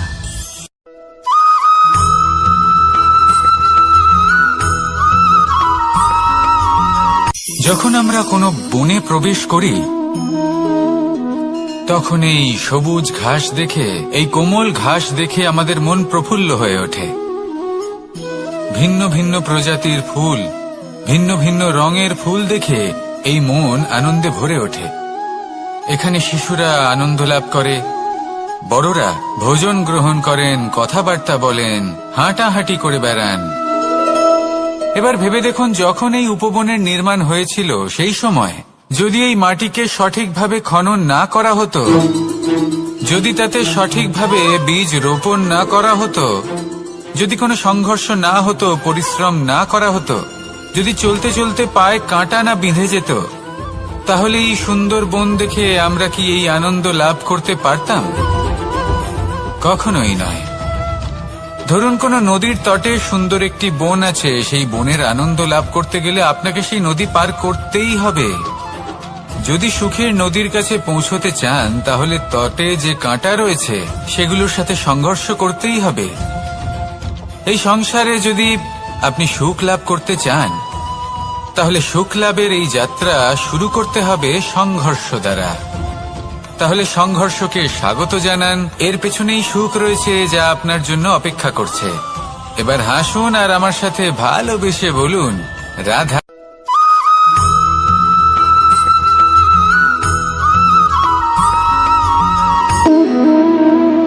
সম্পর্ক হলো আমাদের জীবনের একটি আধার। কিছু সম্পর্ক এমন যা আমরা জন্মসূত্রে লাভ করি, যেমন পরিবার, মা, বাবা। কিছু সম্পর্ক আছে যা আমরা জীবনে অর্জন করে থাকি, তা সে প্রেমের হোক, স্নেহের হোক বা বন্ধুত্বের। এই সকল সম্পর্ক লাভ করার বা গড়ে তোলার 5টি ধাপ রয়েছে। প্রথম ধাপ, কোনো ব্যক্তির সাথে আলাপ হওয়া, তার সাথে কথা বলা বা তাকে দেখা। দ্বিতীয় ধাপ, সে ব্যক্তিকে আমাদের ভালো লাগা। তৃতীয় ধাপ, আমাদের এটা চাইতে শুরু করা যে জীবনে এই ব্যক্তি যেন আমাদের বন্ধু হন, আমাদের জীবনে থাকেন, বা আমাদের কাউকে ভালোবেসে ফেলা আর এটা আমাদের ভাবা বা চাওয়া যে সেই ব্যক্তি যেন আজীবন আমার সাথে থাকেন, আমার জীবনে আমার সাথী হয়ে। চতুর্থ ধাপ, লাভ করা। এবার এই ধাপটি অনেক মানুষের পক্ষেই খুবই সরল হয়, বড়ই সরলভাবে নিজেদের সঙ্গীকে লাভ করে থাকেন। কিছু মানুষের জন্য এই ধাপ অত্যন্ত কঠিন হয়ে থাকে। অনেক প্রতিকূল পরিস্থিতির উপর জয়লাভ করে তারা সঙ্গীকে লাভ করেন, কিন্তু লাভ অবশ্যই করেন। এরপরে আসে পঞ্চম, অন্তিম এবং সব থেকে গুরুত্বপূর্ণ ধাপ। সেটা হলো সেই সম্পর্ক পালন করা। এটা হলো এমন এক বিষয় যা প্রত্যেক মানুষের শেখা উচিত। যদি ব্যক্তি নিজের জীবনে সম্পর্ক রক্ষা করতে শিখে যান, তবে প্রত্যেক সম্পর্ক তার জীবনকে স্বর্গ করে তুলবে। আসুন আর আমার সাথে ভালোবেসে বলুন রাধা রাধা।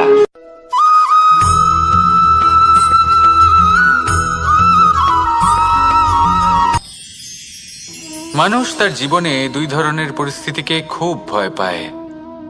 1, কোনো কারণবশত কারোর সামনে নত হওয়া। 2, কোনো কারণে নিজের চরিত্র থেকে, নিজের মূল্যবোধ থেকে বিচ্যুত হওয়া। এবার কেন হয় এরকম যে কথায় কথায় কারোর সামনে নত হতে হয়?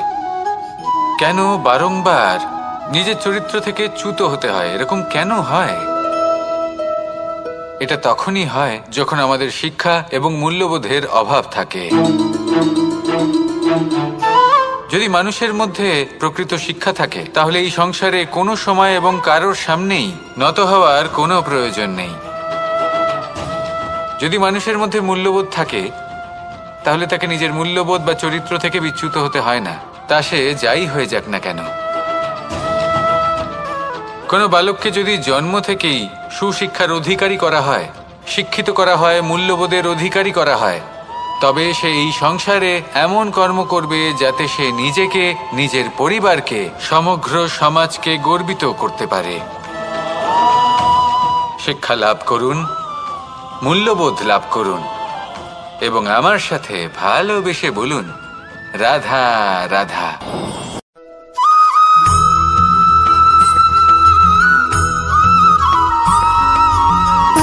সুখ, দুঃখ এবং শক্তি, এই তিন হলো এই সংসারের ত্রিদেবের মতো। আমাদের জীবনে যা কিছু ঘটছে এই তিনটির ভিত্তির উপরেই হচ্ছে। আসলে এই সংসারের একটা নিয়ম আছে, যখনই আপনি কিছু লাভ করেন এই সংসার আপনার পরীক্ষা নেয়। এটা জানার জন্য আপনার পরীক্ষা নেয় যে আপনি যা কিছুই লাভ করেছেন আপনি কি আদৌ সেটার যোগ্য কিনা। ঠিক সেইভাবেই এই সুখ, দুঃখ এবং শক্তি আপনার পরীক্ষা নিয়ে থাকে।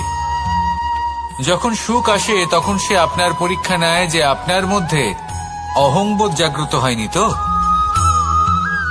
যদি অহংবোধ চলে আসে তাহলে সুখ সেখানেই সঙ্গ ত্যাগ করে। দুঃখ আপনার ধৈর্যের পরীক্ষা নিতে থাকে, আর যদি আপনার মধ্যে ধৈর্য না থাকে তাহলে এটা আপনাকে আরো বেশি দুঃখের গভীর অন্ধকারে ঠেলে দেবে। সেখানে শক্তি পরীক্ষা নেয় আপনার বিনম্রতার। যদি আপনি বিনম্র না হন তাহলে হয় এই শক্তি আপনার সঙ্গ ত্যাগ করবে, নয় এই শক্তি বিনম্রতার অভাবে আপনার পতনের কারণ হতে পারে। এই সংসারে যে কোনো ব্যক্তি যিনি এই পরীক্ষায় উত্তীর্ণ হয়ে থাকেন এই জীবনে তিনি সাফল্য লাভ করেন। আসুন আমার সাথে ভালোবেসে বলুন, রাধা রাধা।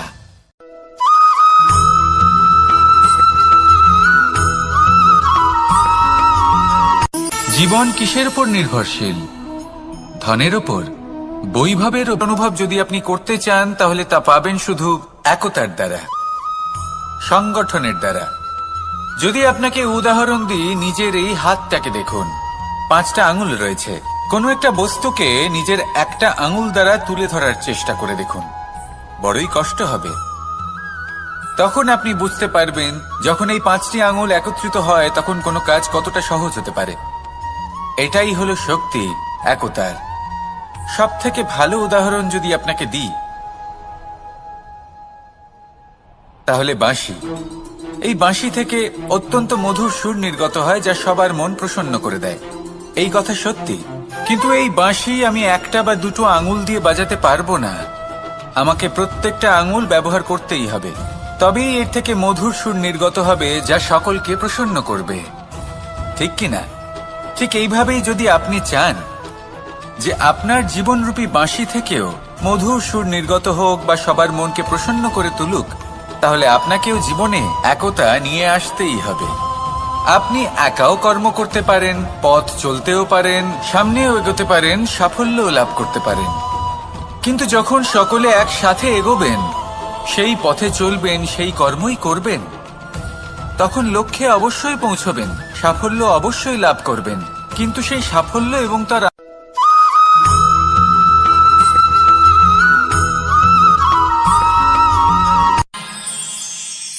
আমরা সবাই সূর্যকে সম্মান কেন করি?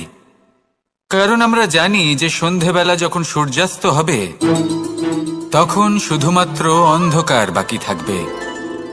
ঠিক কিছুটা এরকমই হয় আমাদের মাতা পিতাও, যিনি আমাদের জন্ম দেন, আমাদের ভরণ পোষণ করেন, আমাদের বড় করেন, আমাদের প্রেম প্রদান করেন। কখনো কখনো তাদের মুখ থেকে কটু কথা নিঃসৃত হয়, আমাদের দুঃখ হয়, কিন্তু তখন আমাদের এটা বোঝা উচিত এগুলি নিঃসৃত হচ্ছে আমাদেরই মঙ্গলের জন্য। যেমন সূর্যদেব, উনিও উত্তাপ দিয়ে থাকেন আমাদেরই মঙ্গলের জন্য, যাতে ফসল পাকতে পারে, যাতে জল বাষ্প হয়ে মেঘ হতে পারে, বৃষ্টি হতে পারে, আর এই সংসারে নিরন্তর জলের প্রবাহ থাকে। আমাদের মাতা পিতা, তাদের কঠোর আচরণ, তাদের কঠোর অনুশাসনের পেছনে লুকিয়ে থাকে ওনাদের ভালোবাসা। আমাদের তা বুঝতে হবে, সসম্মানে ওনাদের গ্রহণ করতে হবে। কারণ ঠিক সূর্যাস্তের পরে যেমন চতুর্দিক অন্ধকারচ্ছন্ন হয়ে যায়, তেমনি আমাদের জীবন থেকে যখন আমাদের মাতা পিতা চলে যায়, তখন আমাদের জীবনেও শুধু এবং শুধুমাত্র অন্ধকারই ছেয়ে থাকে। সেই জন্য নিজের মাতা পিতাকে সম্মান করুন, ওনাদের ভালোবাসা প্রদান করুন। এই মন আর এই জীবন প্রসন্ন হয়ে বলবে, রাধা রাধা।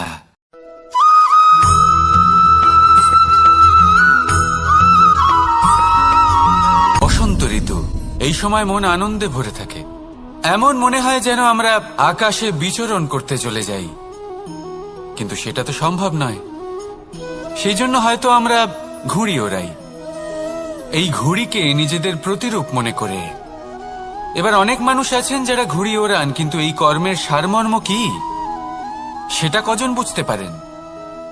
আপনি এটা মনে করুন যে আপনি হলেন সেই ঘুড়ি, আর এই সুতো যিনি ধরে রয়েছেন তিনি হলেন পরমাত্মা। আর এই সুতো যেখান থেকে শুরু হয় সেই লাটাই হলো আমাদের কর্মচক্র। এবার আপনি নিজেই অনুমান করুন যে এই উড়ান কার ওপর নির্ভরশীল? পরমাত্মার ওপর আর আপনার কর্মের ওপর। যদি পরমাত্মা আপনার হাত ধরে থাকেন, আপনার সাথে থাকেন, যদি আপনি শুভ কর্ম করতে থাকেন, আপনি এই আকাশে উড়তে থাকবেন। কিন্তু কোথাও কোথাও যদি পরমাত্মার সাথে এই বন্ধন ছিন্ন হয়, আপনার কর্মচক্র খারাপ হয়ে যায় বা থেমে যায়, তাহলে আপনার এই ঘুড়ি কেটে যাবে আর দূরে কোনো গাছের ডালে গিয়ে আটকে যাবে। তাই শুধুমাত্র ঘুড়ি ওড়াবেন না, তার থেকে শিখুন, পরমাত্মার সাহচর্যে থাকুন, সবসময় শুভ কর্ম করতে থাকুন আর সবসময় এই আকাশে উড়তে থাকুন। আসুন আর আমার সাথে ভালোবেসে বলুন, রাধা।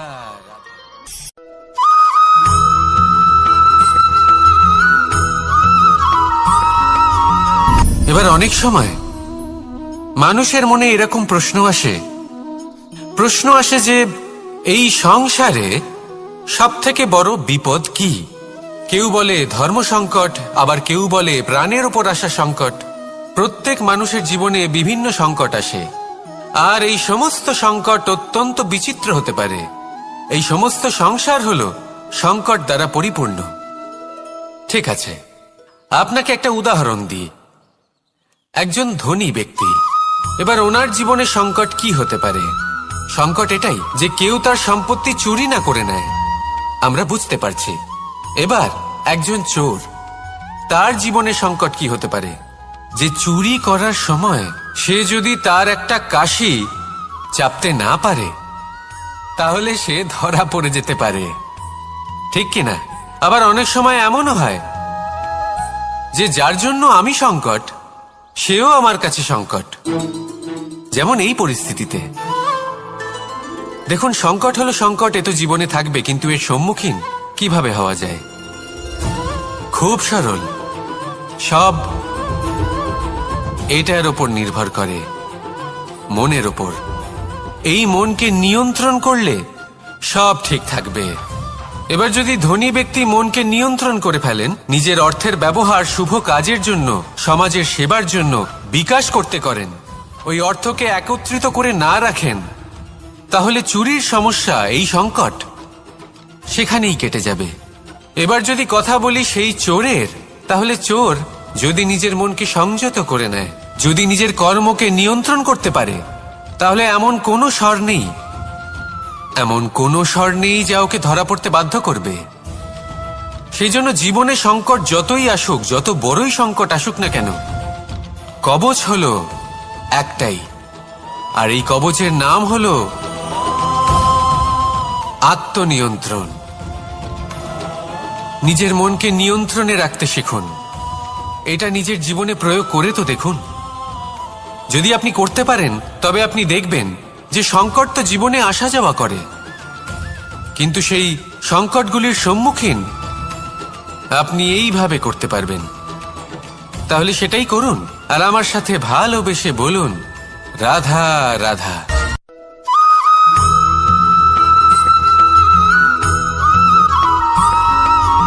জীবনে যখন কোনো ব্যক্তি নিজের লক্ষ্য প্রাপ্তির জন্য নিরন্তর পরিশ্রম করতে থাকেন, চেষ্টা করতে থাকেন, তখন তিনি কষ্ট অনুভব করেন, কখনো শারীরিক কষ্ট, কখনো মানসিক কষ্ট।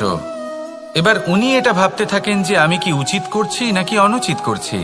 কারণ অন্যদিকে এমন একজন ব্যক্তিও আছেন যিনি একদমই পরিশ্রম চেষ্টা করছেন না।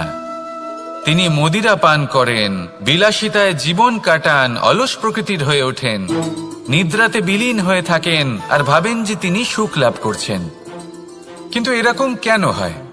কারণ যখন আমরা সৎ পথে থাকি, উচিত পথে চলি, লক্ষ্য প্রাপ্ত করার জন্য চেষ্টা করতে থাকি, তখন আমাদের ভেতরে থাকা নেতিবাচক শক্তি এবং পাপ এই দেহকে ত্যাগ করে দেয়। আর এই অনুভূতিটাই আমাদের দুঃখের অনুভূতি দেয়, কষ্ট দেয়।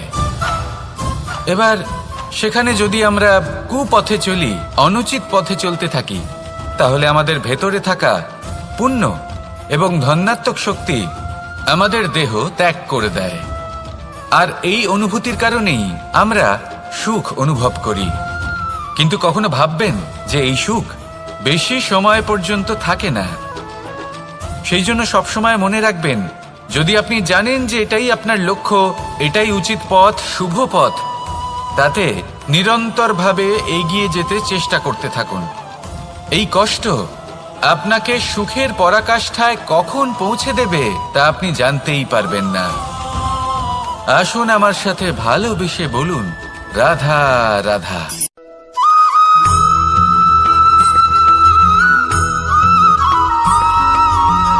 মানুষের মানসিকতা এমন হয় যে সে যতটা করে আশা করে যে তার থেকে অনেক বেশি তার বদলে সে পাবে। দেখুন, সবকিছুই আপনার ভাবনা চিন্তার উপর নির্ভর করছে। আপনি যদি ফলের বিষয়ে ভেবে কর্ম করতে থাকেন তাহলে সেটা অনুচিত। জীবনের আসল আনন্দ হলো নিজের কর্ম করতে থাকা, ফলের চিন্তা করা উচিত নয়। যদি আপনি এরকম ভাবেন যে আমি এতটা করছি, আমার এতটা পাওয়া উচিত, সেই ভাবনা অনুচিত। যদি আপনি সেবার মানসিকতা নিয়ে কর্ম করতে থাকেন, কর্মচক্রে প্রবাহিত হন, যদি আপনি এমন ভাবনা রাখেন যে আমি এতটা পাচ্ছি তাই এর থেকে অনেক বেশি আমি কর্ম করব, তাহলে নিশ্চিতরূপে আপনি যতটা করছেন তার থেকে অনেক বেশি আপনি পাবেন, আপনার আশার থেকে অনেক বেশি আপনি পাবেন। শুধু জীবনে অনেক বেশি কাজ করতে থাকুন, ফলের চিন্তা করবেন না। আর মনে রাখবেন, এই ভাবনাই সব থেকে বড় বীজ। কর্মের উপর বিশ্বাস রাখুন, জীবনে যা যা আপনি চান সবই সুখময় হবে। আসুন আর আমার সাথে ভালোবেসে বলুন, রাধা রাধা।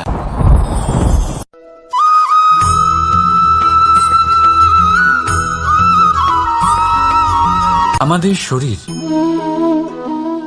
প্রকৃতির সর্বশ্রেষ্ঠ রচনা। যে অঙ্গ প্রত্যঙ্গ আমরা লাভ করেছি প্রত্যেকটির মধ্যে একটি নিজস্ব বার্তা রয়েছে। একটু ভেবে দেখুন, দুটি চোখ দিয়েছে দেখার জন্য, দুটি কান দিয়েছে শোনার জন্য, নাসিকাও আছে দুটি, দুটি হাত দিয়েছে দ্বিগুণ পরিশ্রম করার জন্য। কিন্তু জীব শুধুমাত্র একটি, তার উপরেও তীক্ষ্ণ বলিষ্ঠ দাঁত দিয়েছে তার রক্ষার জন্য। কখনো ভেবে দেখেছেন কেন?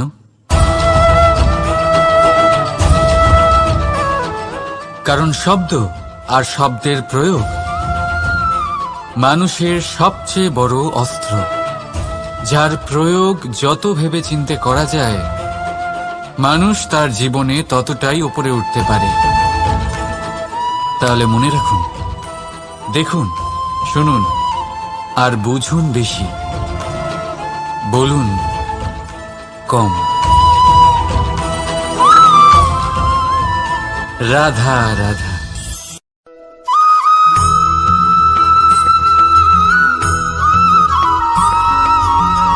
এই সংসারে কোনো বস্তু হোক বা ব্যক্তি হোক, তার একার গুরুত্ব কিন্তু খুব বেশি নয়। একটা উদাহরণ হিসেবে বৃষ্টির ফোঁটাকে ভেবে দেখুন। যদি একটি বৃষ্টির ফোঁটা হয় তাহলে তার খুব বেশি গুরুত্ব থাকে না, কিন্তু যখন সহস্র বৃষ্টির ফোঁটা মেঘের মধ্যে দিয়ে ঝরে পড়ে তখন সেটা বর্ষার রূপ ধারণ করে। সেই বর্ষা যা এই প্রকৃতিকে শান্ত করে। সেইভাবেই পাথরের ছোট টুকরো তার খুব বেশি গুরুত্ব থাকে না, কিন্তু যখন অসংখ্য পাথরের টুকরো একত্রিত হয় তখন তা পর্বতের আকার ধারণ করে।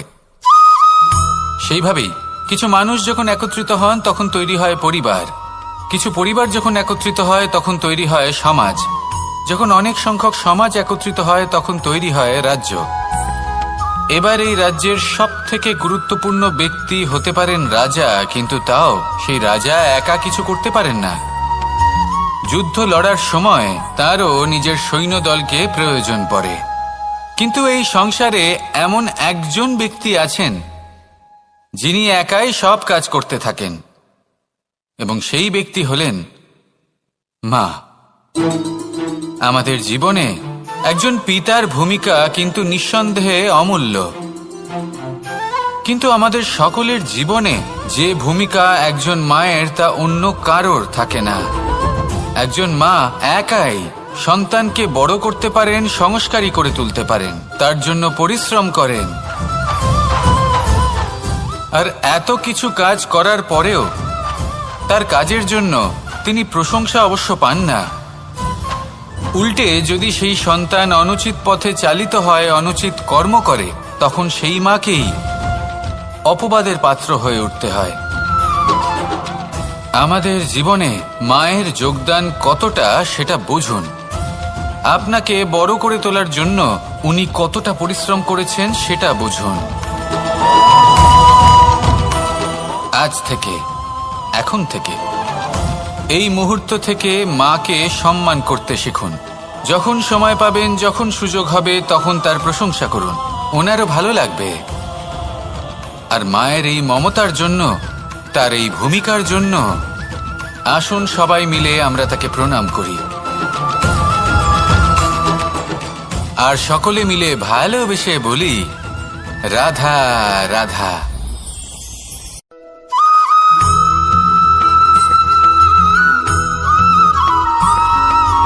ফিরে আসছিলেন এবং তাদের ফেরার পথে হঠাৎ করে কোথাও থেকে একটি বাছুর চলে এলো। এই দুই বোন ভয়ভীত হয়ে গেলেন, আর তাদের হাত থেকে সেই আটা পড়ে গেল, মাটিতে মিশে গেল।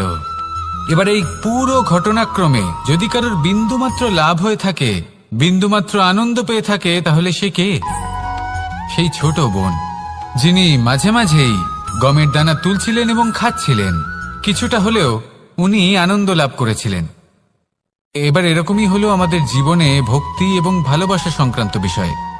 মানুষ নিজের জীবনের দৈনিক কাজে এতটাই ব্যস্ত হয়ে পড়েন, প্রত্যেকদিন শুধু কাজ কাজ কাজ কাজ করতে থাকেন, আর তাতে ভক্তি এবং ভালোবাসার জন্য সময় বার করতেই পারেন না। দেখুন, জীবনে ভক্তি আর প্রেমের এই যে ছোট ছোট মুহূর্ত আছে, এগুলো যদি আপনি যাপন করতে পারেন তাহলে তাতেই আপনি তৃপ্তি লাভ করবেন। বাকি সবই আপনার ব্যর্থ বলেই মনে হবে। জীবনে যখনই আপনি কোনো কাজ করবেন, ঈশ্বরের প্রতি সমর্পিত হয়ে সেই কাজ করুন। আর যখনই সময় পাবেন, তাহলে সেই সময় নিজের আপনজনদের দিন, যাদের আপনি ভালোবাসেন, তাদের প্রতি যত্নবান হন, তাদের শুভাকাঙ্ক্ষী হন। এই প্রেম আর ভক্তির ছোট ছোট মুহূর্তগুলো আপনার জীবনকে চরিতার্থ করে তুলবে। আসুন আমার সাথে ভালোবেসে বলুন রাধা রাধা।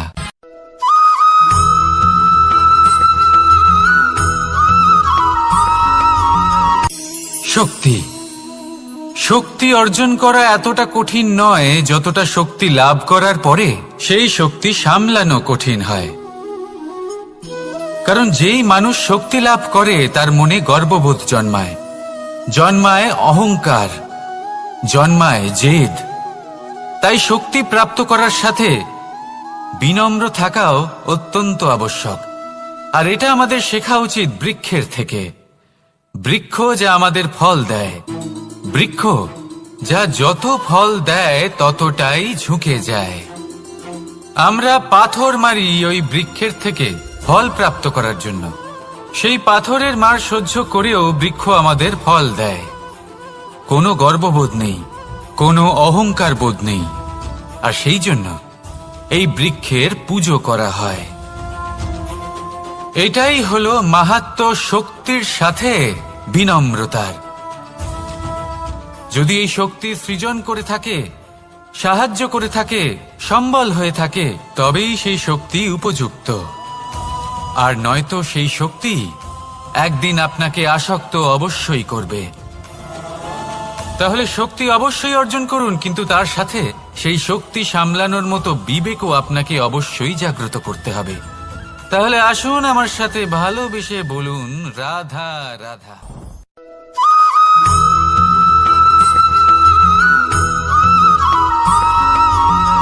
যখন আমরা কোনো বনে প্রবেশ করি,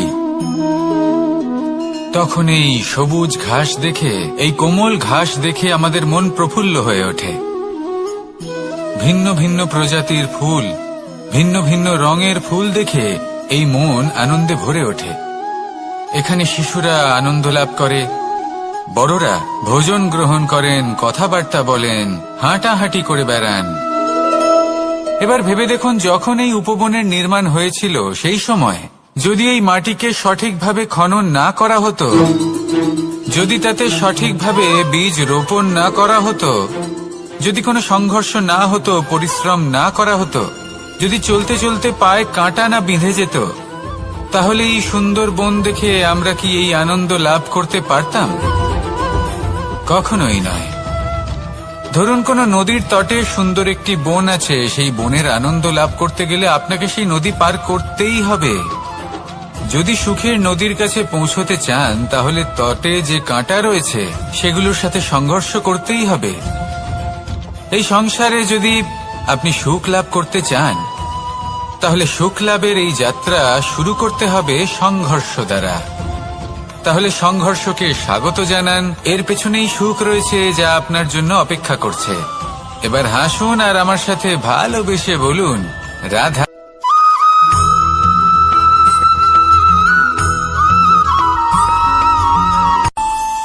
আমাদের মনে যখন কোনো প্রশ্ন ওঠে, কোনো দ্বন্দ্ব জাগে, তখন আমরা যাই আমাদের গুরুর কাছে, আমাদের আরাধ্যের কাছে গিয়ে জিজ্ঞেস করি।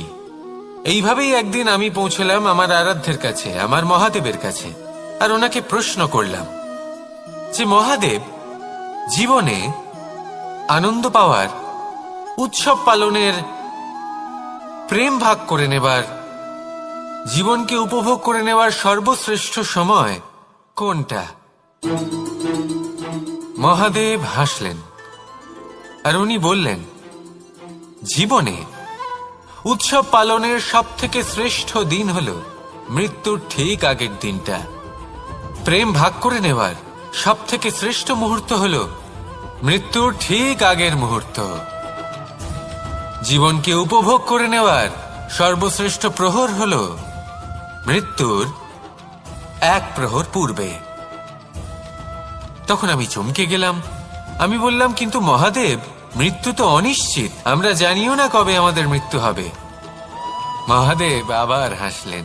উনি বললেন যে যদি আমরা এভাবে জীবন কাটাই যে আমরা জীবনের প্রত্যেক দিন, প্রত্যেক মুহূর্ত, প্রত্যেক প্রহর শেষ বলে মনে করি, তাহলে আমাদের সমস্ত জীবন আনন্দের সাথেই অতিবাহিত হবে।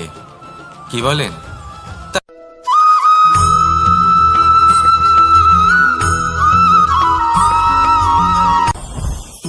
জীবনে কিছু শেখা অত্যন্ত গুরুত্বপূর্ণ।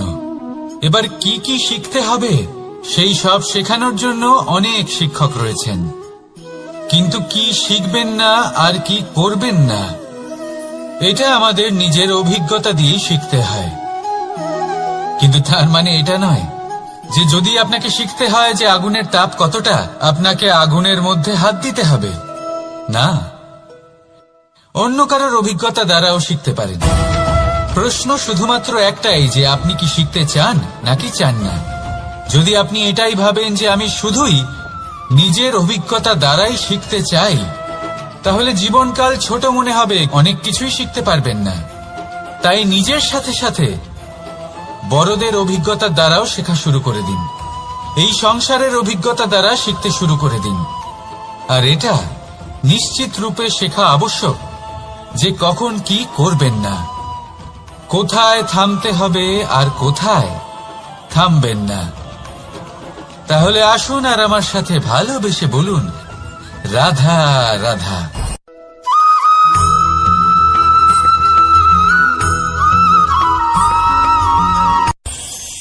এই সংসারে আমরা প্রকাশ কোথা থেকে পাই? এর উত্তর বড়ই সরল। ভোরে যখন সূর্যোদয় হয় তখন প্রকাশের কিরণ আমাদের ঘরে এসে পৌঁছয়। এইভাবেই আমরা প্রকাশ লাভ করি। এবার এই প্রকাশের আলোতেই আমরা সারাদিনের কাজ সম্পন্ন করি। সন্ধে হয়ে যায়, সূর্যাস্তও হয়ে যায়। আর আমাদের ঘর যাতে অন্ধকার না হয় তার জন্য আমরা একটা প্রদীপ প্রজ্বলিত করি। এটাই ঘটে আমাদের জীবনেও।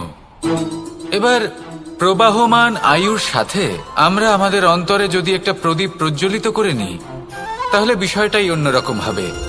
এবার আপনি বলবেন কোন প্রকাশের কথা বলছি যে আমাদের অন্তরে জাগ্রত করা সম্ভব? আমাদের আত্মার মাঝে প্রেমের প্রকাশ জাগ্রত করার কথা বলছি। কারণ আমাদের এই জীবন এও হলো দিনের আলোর মতো। আজ প্রকাশ আছে কিন্তু কোনোদিন অবশ্যই অস্ত হবে। কিন্তু অস্ত হবার আগে যদি আমরা আমাদের আত্মার মাঝে প্রেমের এই প্রকাশ উজ্জ্বলিত করে নিই তাহলে আমাদের সন্ধ্যাকালও আমরা আনন্দে এবং প্রেমে যাপন করব। তাহলে আসুন আর আমার সাথে ভালোবেসে বলুন, রাধা রাধা।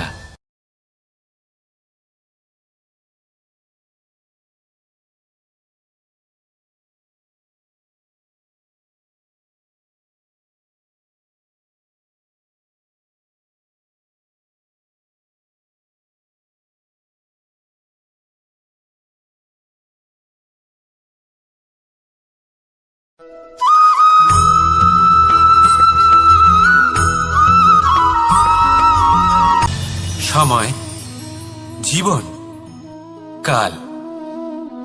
দেখতে গেলে এই তিনটি শব্দ একটি শব্দেরই সমার্থক শব্দ মনে হয়, কিন্তু এই শব্দগুলির অর্থ কি সমান? কখনোই নয়। হ্যাঁ, এই সময় চলতে থাকে, জীবন চলতে থাকে, কালচক্র চলতে থাকে। এই সময় কেটে যায় কিন্তু এই জীবন একে যাপন করতে হয়। কি বলেন? এই জীবনে কিছু করুন বা কিছু না করুন, জীবন এমনি কেটে যাবে, আপনি জানতেও পারবেন না। কিন্তু সেটা আমাদের উদ্দেশ্য নয়, একে যাপন করতে হবে। এই জীবনে প্রেরণা পেতে শিখুন, প্রেরণা দিতে শিখুন, আহ্বান গ্রহণ করতে শিখুন, আহ্বান জানাতে শিখুন, মহান কাজ করতে শিখুন, ধন্যাত্মক বোধ জাগিয়ে তুলুন। জীবন অতিবাহিত করার অর্থ কি তা আপনি শিখে যাবেন। কারণ সময় কেটে যায়, সমস্ত যুগ কেটে যায়, কিন্তু জীবনের রীতি জীবন কাটিয়ে দেওয়া নয়, জীবন যাপন করা। এই জীবন সম্পূর্ণরূপে অনুভব করতে হবে, নতুন পথ বানাতে হবে। এবারে যদি এই জীবন বাঁচার সময় একবার ভেবে দেখুন, যদি মনে প্রেম থাকে, সদ্ভাবনা থাকে, তাহলে কি হবে?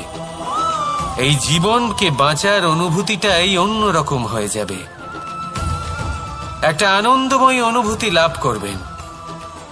তাহলে এটাই করুন আর আমার সাথে ভালোবেসে বলুন, রাধা রাধা।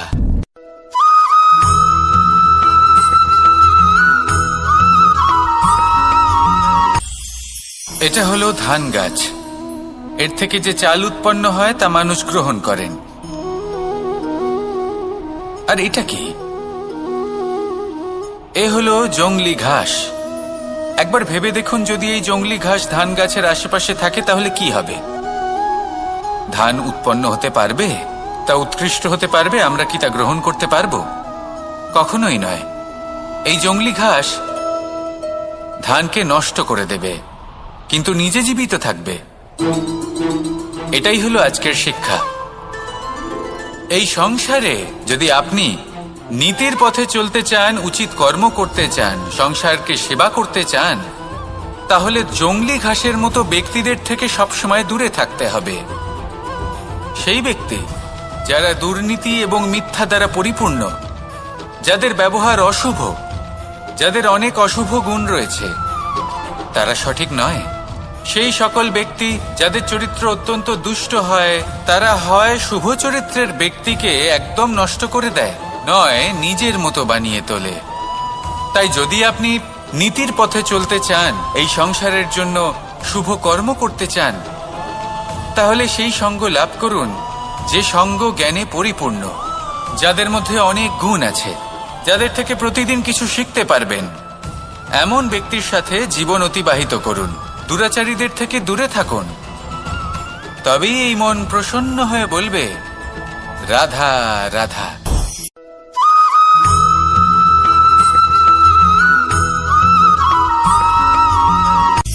সূচের শেষে একটি ছিদ্র থাকে, যার দ্বারা আমরা এই সুতো পরাতে পারি, আর তারপর সূচের সাহায্যে এই সুতো দিয়ে বস্ত্র সেলাই করা যায়। কিন্তু যদি সুতোটা সোজা করে ধরা না হয়, তাহলে সূচে কখনো এই সুতো পরানোই সম্ভব নয়। যদি এতে কোনো গিঁট পড়ে, তখন তা কখনোই এই ছিদ্র দ্বারা প্রবেশ করা সম্ভব নয়। ঠিক এইভাবেই যদি আপনি কারোর জীবনে প্রবেশ করতে চান, কারোর অন্তরে প্রবেশ করতে চান, তাহলে আপনাকেও সহজ থাকতে হবে। এতে কোনো গিঁট থাকলে চলবে না, অর্থাৎ মনে যাতে কোনো মালিন্য না থাকে, যেন কোনো কুচিন্তা না থাকে। যদি এসব থাকে, তাহলে আপনি কখনো কারোর জীবনে প্রবেশ করতে পারবেন না। আর যদি কোনোভাবে আপনি প্রবেশ করেও যান, তাহলে তার মনে ঘর করতে পারবেন না। নিজেকে এই সুতোর মতন করে তুলুন, সহজ। মনে যেন কোনো কুচিন্তা না থাকে, সবার প্রতি যেন সদ্ভাবনা থাকে, শুভ চিন্তা থাকে। এমনটা করতে থাকুন। এমন একটা দিন আসবে যেদিন এই সমস্ত সংসারের ব্যক্তির মনে আপনি বাস করবেন, আর তখন এই মন প্রসন্ন হয়ে বলবে, রাধা রাধা।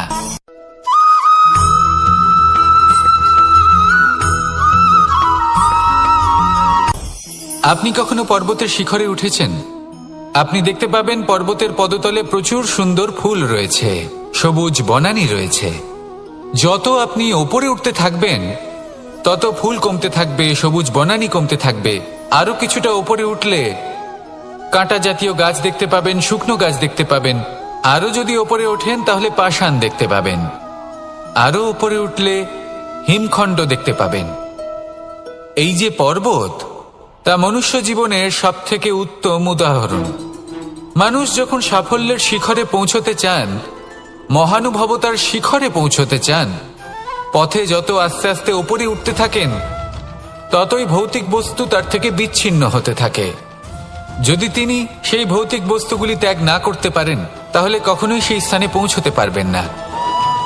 আর মানুষ যদি উচিত ত্যাগ করতে পারেন, পথে অগ্রসর হতে থাকেন, এগোতে থাকেন, তাহলে একদিন না একদিন তিনি মহানুভবতার, জ্ঞানের, সাফল্যের হিমের স্বাদ অবশ্যই লাভ করবেন। মনে রাখবেন, মানব জীবনে ত্যাগ হলো অত্যন্ত গুরুত্বপূর্ণ অংশ। আসুন আমার সাথে ভালোবেসে বলুন, রাধা রাধা।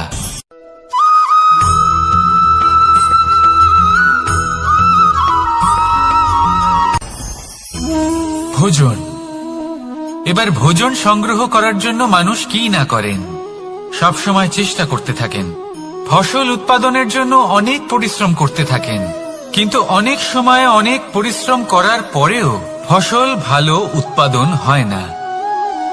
এর কারণ কি? কারণ হলো এটাই যে আপনি পরিশ্রম হয়তো অনেক করেছেন, কিন্তু আপনার নজর তো সেই বীজের দিকে ছিলই না যা আপনি রোপণ করেছেন। সেই জন্য সব সময় কোনো বীজ রোপণ করার আগে তাকে পরখ করে দেখুন, তা অত্যন্ত আবশ্যক। আর সেইভাবেই যখনই কোনো কর্মের প্রশ্ন আসে, তাহলে সেখানে শুধুমাত্র পরিশ্রম যথেষ্ট নয়। সেই কাজের প্রতি আপনার কর্তব্য কি, আপনার উদ্দেশ্য কি, সেটা জানা হলো অত্যন্ত গুরুত্বপূর্ণ। তাই কর্ম করুন, কিন্তু সেই কর্মের প্রতি আপনার যা উদ্দেশ্য, তার মাহাত্ম্য বুঝতে চেষ্টা করুন। তাহলে আসুন আমার সাথে ভালোবেসে বলুন, রাধা রাধা।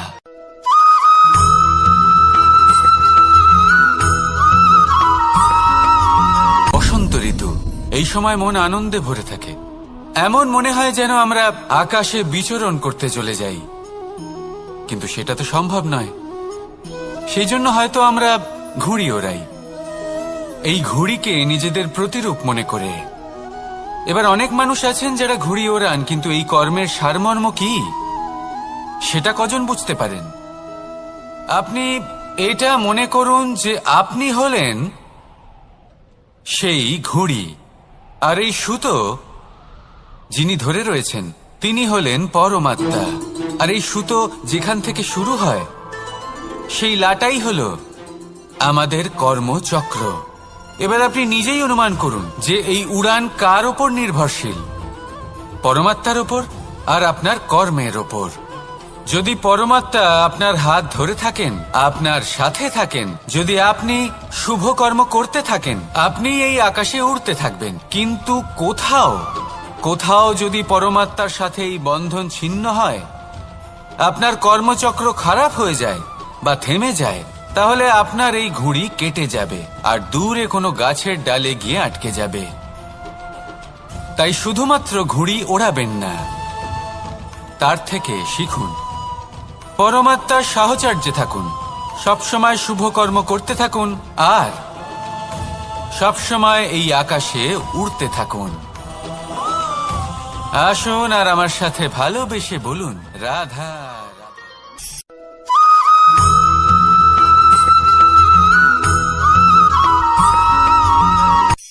এই সংসারে সাফল্য লাভ করার জন্য জ্ঞানের প্রয়োজন হয়, পরিশ্রমের প্রয়োজন হয়।